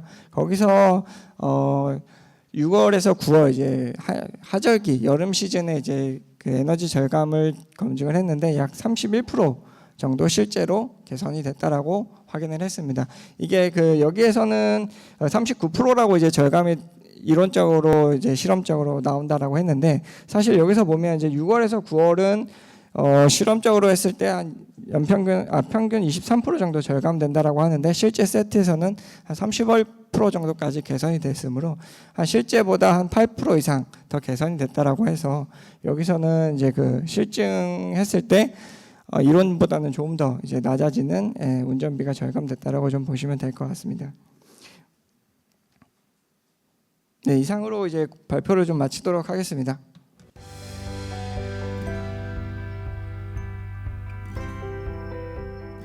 네, 안녕하십니까. 한국콜드체인협회에서 발표드리겠습니다. 오늘 발표 주제는 이제 정부가 작년 말에 고GWP 냉매 사용을 규제하는 로드맵을 발표했는데 규제뿐만 아니라 지원도 필요하다는 내용입니다. 목차는 뭐 동향이라든가 필요성, 그다음에 그 맨 마지막에 이런 내용으로 좀 지원해줬으면 좋겠다 그런 내용입니다. 이 내용은 뭐 다 아는 내용이니까 쉽게 넘어가고요.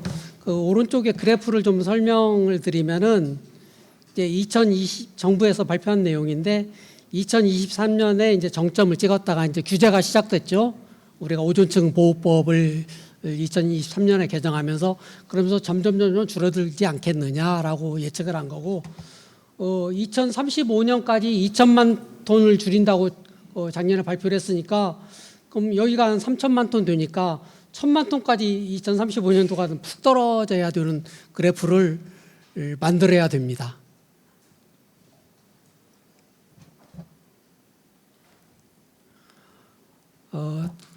이제 콜드체인 산업에서 배출하는 온실량 가스인데요. 2022년 가장 최근에 정부에서 발표한 자료가 2022년도인데 3,200만 톤. 그 중에서 우리 이제 그 콜드체인 냉장 냉매가 2,900만 톤으로 거의 90%를 차지하고 있습니다. 전체 국가 온실가스 총 배출량은 7억 2,400만 톤의 한 불소개가 한 4점 몇 프로 이렇게 차지하는 것으로 되어 있습니다.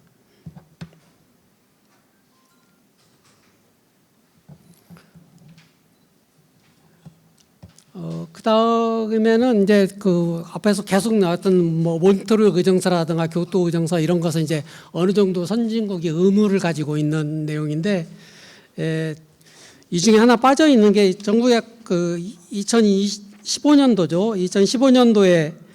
2015년도에 파리 협정이라는 것을 체결했습니다. 그 파리 협정은 우리가 잘 아시는 대로 산업화 이전, 1800년대 이전의 지구 평균 온도보다 2도씨 이내로 관리하자고 그때 유엔 회원국 197개국이 참가해서 협정을 맺은 내용입니다.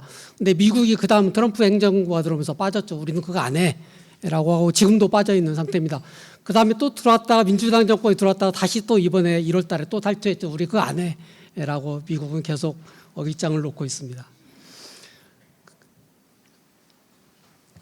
그다음에 이제 유엔 그 사무총장 우리 반기문 총장이 계셨을 때 그 체결이 됐는데 반기문 총장님께서는 그때 굉장히 총장 때의 재임 기간 동에 굉장히 그 중요한 업적으로 이 파리규 협정을 체결한 것을 강연에서 언급하고 계십니다. 그다음에는 이제 HCFC는 뭐 2030년도에 대해서는 거의 다 전폐를 R22로 잘 알고 있는 전폐를 해야 되고. 그다음에 HCFC는 그 2045년까지 지금 사용량의 80%를 삭제를 해야 됩니다. 엄청나게 어려운 숙제를 지금 우리가 수행을 해야 됩니다.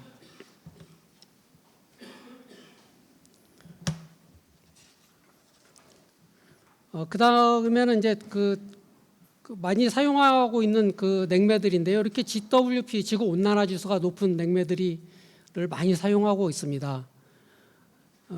그다음에 이제 자연 냉매는 뭐 1이거나 1 이하의 이런 냉매가 되고요. 그다음에 참고로 그 우리 키갈리 의정서라고 우리 잘 알고 있는 거기 협정에서 나온 내용에 보면은 GWP 기준을 오른쪽까지 이렇게 정의를 하고 있습니다. 그래서 로 GWP라 하면 그 100에서 300 이하 정도로 이렇게 키갈리 협정서에서는 정의를 하고 있습니다.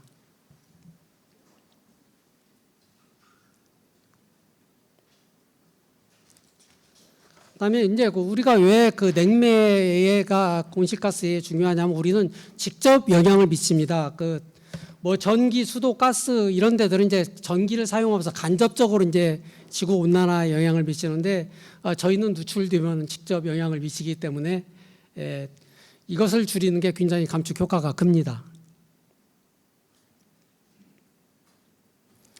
그다음에 이제 불 속의 온실가스 감축이 지원 사업이 필요한 이유를 좀 보면은 2018년도 좀 오래된 자료입니다만 보면은 그 정부 지원 금액이 나오면은 그 자연냉매 설비로 개보수할 것인가 하는데 하겠다 지원이 있으면은 그다음에 전액 지원이면 하겠다 뭐 이게 하지 않겠다 그래도 하지 않겠다는 얘기도 있었고 뭐 이런 내용입니다. 그러니까 이 얘기는 이제 지원이 필요하다는 얘기입니다. 업체에서는.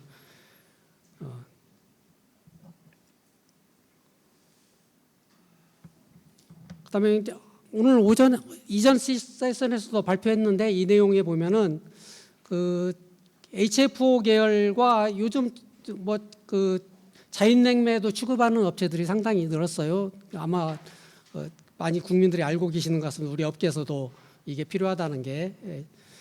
그다음에 이제 여기 오른쪽에 그래 보면은 그 가져올 어려움의 정도 이제 정부가 로드맵을 발표했죠. 그러면 진짜 이렇게 규제로 들어가면 이제 28개 응답자 28개 한 1000개 되는데 942개인가 되는데 전체 응답자 중에 28명만이 어려움을 겪지 않을 것이다. 그것은 뭐 하거나 하겠다는 얘기고 스스로 그 나머지는 다 어렵다는 내용으로 이렇게 답변을 했습니다. 그 얘기는 돈이 없다. 좋긴 좋은데 돈이 없다는 내용을 표현하고 있습니다. 그다음에 우리나라 지원 산업 현황을 좀 살펴보면은 그 작년 올해 이제 최초로 들어가 있는 게 이 노란색 부분입니다. 그 산자부에서 지원하는 사업이 있습니다. 그 배출권 거래제 감축 설비 지원 사업이라고 해가지고 대상 품목에 냉동기를 집어넣습니다. 올해 최초로. 근데 전제 조건이 깔려 있습니다. 여기는 산자부는 에너지가 우선이에요. 에너지 절감이. 그렇기 때문에 이게 토가 달아있죠. 고효율 에너지 기자재 인증을 받은 제품 중에서 뭐 냉동기 냉매를 효과 지설비 냉매를 사용하는 사업을 교체하는 경우 우대하겠다 이런 내용이 있습니다. 그러니까 이것을 먼저 만족시켜야 돼요. 고효율 에너지 기자재. 그러니까 제가 좀 이 사이트를 찾아가 보니까 고효율 인증 냉동기는 원심식 스크류 냉동기 49개 품목이 고효율 인증을 받았습니다. 그 제품을 저지서필이 냉매에 사용할 경우는 이건 필요가 없죠. 이미 받았으니까. 근데 그게 아니면은 우리가 입증을 해야 돼요. 그 동등한 제품이라는 것을.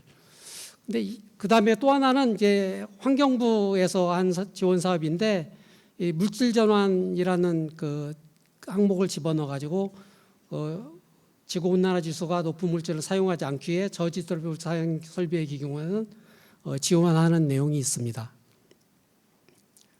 근데 이제 금액이 얼마 안 되고 이 문제는 두 번째는 배출권 거래제가 둘 다 대상이 돼요. 근데 배출권 거래제 대상 들어보니까 그 콜드체인 기업에서는 해당이 거의 없어요. 여기에 이 대상이 되는. 그러니까 뭐 말은 좋은데 실익이 없다. 이 제도가 이 내용을 말씀드리고 싶습니다. 그다음에 이것도 이제 앞에 세션에서 말씀드렸는데 이 가정용 냉장고 같은 뭐 이 빨간색은 전부 다 해당이 되죠. 해당이 되고 그 GWP가 이제 150 밑에 있는 R600에 이런 경우는 해당이 없습니다. 근데 이런 경우는 이제 다 해당이 돼야 되죠. 그런데 우리 가정용 냉장고라든가 자동차의 경우는 아무리 규제를 해도 이미 규제 이하로 관리를 하고 있습니다. 우리 가정용 여기 LG 나오셨지만 아까 여쭤보니까 우리는 R600에 이거 GW3인 것을 쓰고 있습니다. 왜 그러느냐? 우리는 EU에서 엄청난 규제를 하고 있는데 우리는 글로벌 마켓이잖아요. 자동차라든가 냉장고는. 그러니까 우리나라의 규제보다 훨씬 낮은 냉매를 이미 사용하고 있습니다. 자동차의 경우도 그 4세대 냉면 HFO 1, 2, 3, 4를 쓰고 있는데 GWP 1이죠. 그 냉매를 이미 자동차에도 적용을 하고 있습니다. 왜 유럽에 수출하려면 그걸 써야 되니까.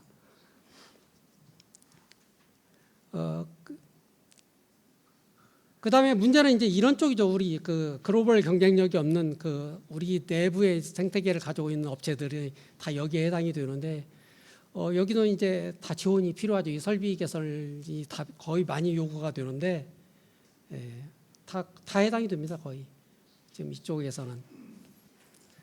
그다음에 빠르면 이제 2028년부터 그다음에 2032년부터는 다 750 이상이 되는 것은 전부 해야 되고 여기 뭐 아르네 코리아도 나오셨지만은 2030년부터 150 이상에 대한 상업용 냉장 쇼케이스는 전부 다 전환을 해야 됩니다. 그다음에 이제 이동식 차량도 마찬가지입니다. 차량도 2028년부터는 1,500 이상인 것은 다 교체를 해야 되고 2032년까지 750 이상인 것은 전부 해야 됩니다. 참고로 그 우리나라 그 냉동 냉장 차량이 제가 사이트를 조사해 보니까 4월 조사인데 지금 7월달 최근 자료에도 보니까 큰 차이가 없습니다.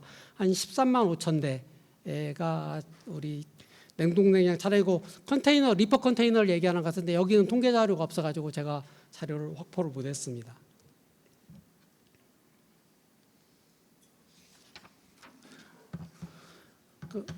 그다음에 이제 그 냉매 전환 그 일본에 대해서 일본에서는 하고 있습니다라는 얘기가 몇 번 있었는데 이 데이터가 굉장히 의미가 있습니다. 이 데이터에서 보면 여기서는 이제 건수고요. 건수인데 이렇게 쭉 2024년부터 이제 여기는 일본은 이제 자연냉매에 대해서 지원을 합니다. 자연냉매 기술을 사용한 전환화에 대해서만 지원을 하고 있는데 2024년부터 시작해서 2019년 기준에 보면은 한 여기에 보면 한 2,000건이 지원을 했어요. 누적으로. 그다음에 이 빨간 것은 규제에 의해서거나 아니면 자발적으로 한 지원받지 않고 자발적으로 한 건이 한 3,500건이 됩니다. 그래서 한 5,500건이 2019년에 자연냉매로 전환이 됐습니다. 그다음에는 여기에도 보면 여기가 2024년입니다. 이거 헤이세이 연호기 때문에 H26으로 표현되어 있는데 2024년도에 여기는 그 꺾은 선 그래프는 이제 그 지원 금액이고요. 어게니까 곱하기 10 하면 되겠죠. 우리나라 기준으로 하면은. 그다음에 막대 그래프는 이제 지원 건수입니다. 이렇게 되는데 초창기 3년이 굉장히 중요합니다. 지원에. 초창기 3년에 확실하게 이 제도를 도입을 해야 우리가 목표하는 바를 이룰 수 있다는 것을 의미를 하고 있습니다. 그러니까 일본은 매년 50에서 73억 엔, 그러니까 500억에서 한 700억 정도의 규모를 계속 2014년부터 지원해 오고 있으며 참고로 올해도 700억 엔을 예산을 가지고 집행하고 있습니다.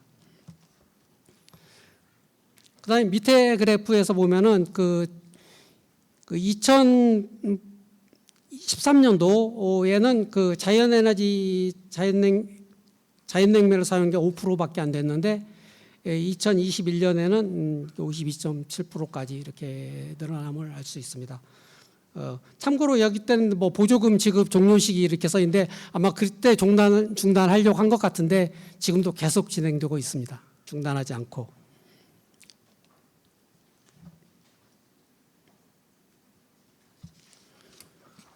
그 다음에는 우리나라 그 냉동냉장 창고를 일본하고 좀 비교를 해보겠습니다. 2025년 3월 기준으로 그 물류시설법에서는 1,000제곱미터 이상의 영업용 창고는 그 정부에 등록을 하게끔 되어 있습니다. 그래서 이렇게 통계자료가 나오는 겁니다. 그러면 그 1,000제곱미터 밑에 영세창고나 영업용 영세창고나 자가용 창고는 여기에서 빠져 있습니다. 그러니까 실제 자가용 창고까지 뭐 하림이 운영하는 자기들 냉동 창고라든가 이런 것은 다 빠져 있다는 얘기죠. 여기에 그런 것까지 감안하면 훨씬 더 이 숫자는 늘어날 겁니다. 근데 일단 등록된 자료만 가지고 이렇게 1,150만 제곱미터 이렇게 되고요. 그다음에 일본은 이제 공칭 통수로 관리를 하죠. 좀 연식이 좀 된 자료입니다. 2019년도에 약 1,300만 톤 이렇게 공칭톤수로 일본의 냉동창고 캐파가 그렇게 되고 우리나라는 이것을 공칭통구로 환산을 해보니까 한 2,200만 톤 정도 됩니다. 우리나라는 최근에 그 대형 창고들이 많이 설립이 돼가지고 그러지 않나 이렇게 생각이 듭니다. 그래서 이런 걸 보면은 뭐 일단 숫자상으로 일본도 물론 늘긴 늘었겠죠. 지금 기준으로 보면 1,300만 톤보다 많이 늘었겠지만 우리나라보다는 적으리라고 봅니다. 그래서 우리나라가 이렇게 공식 보관 캐파도 크고 그런데 그러니까 한 1,000억 정도는 매년 지원해 줘야 되지 않느냐라고 주장하는 바입니다.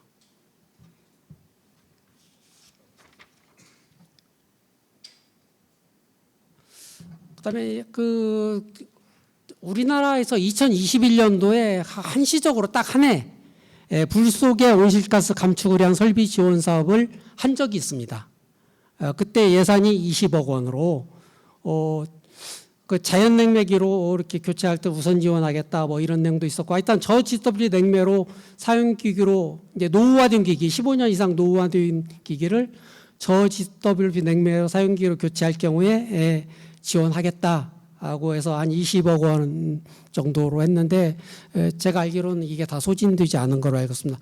갑자기 뭐 진행을 했고 그다음에는 또 이게 그 중요한 이슈가 아니었습니다. 2021년도에는 지금같이 핫한 이슈가 아니었어요. 뭐 규제 이런 얘기가 안 나왔고 그렇기 때문에 뭐 이렇게 해서 적당히 넘어가다 보니까 이게 소진도 안 되고 그랬어요. 그러다 이제 없어졌어요. 이게 없어졌는데 그러니까 지금 이제 본 사업으로 이것을 다시 살리자. 이제는 정부가 규제 로드맵을 명확히 나왔으니까 다 알고 있다 우리 업체들도. 그러니까 이거 좀 그 지원 제도를 다시 살려가지고 그래서 한 1,000억 원 정도 해가지고 그렇게 그 저GWP 냉매로 사용하는 거로 교체 한번 지원하자. 기왕 하는 김에 뭐 자연 냉매로 하면 더 우선 지원하자. 이런 것도 하나의 안으로 이렇게 얘기를 할 수가 있겠습니다.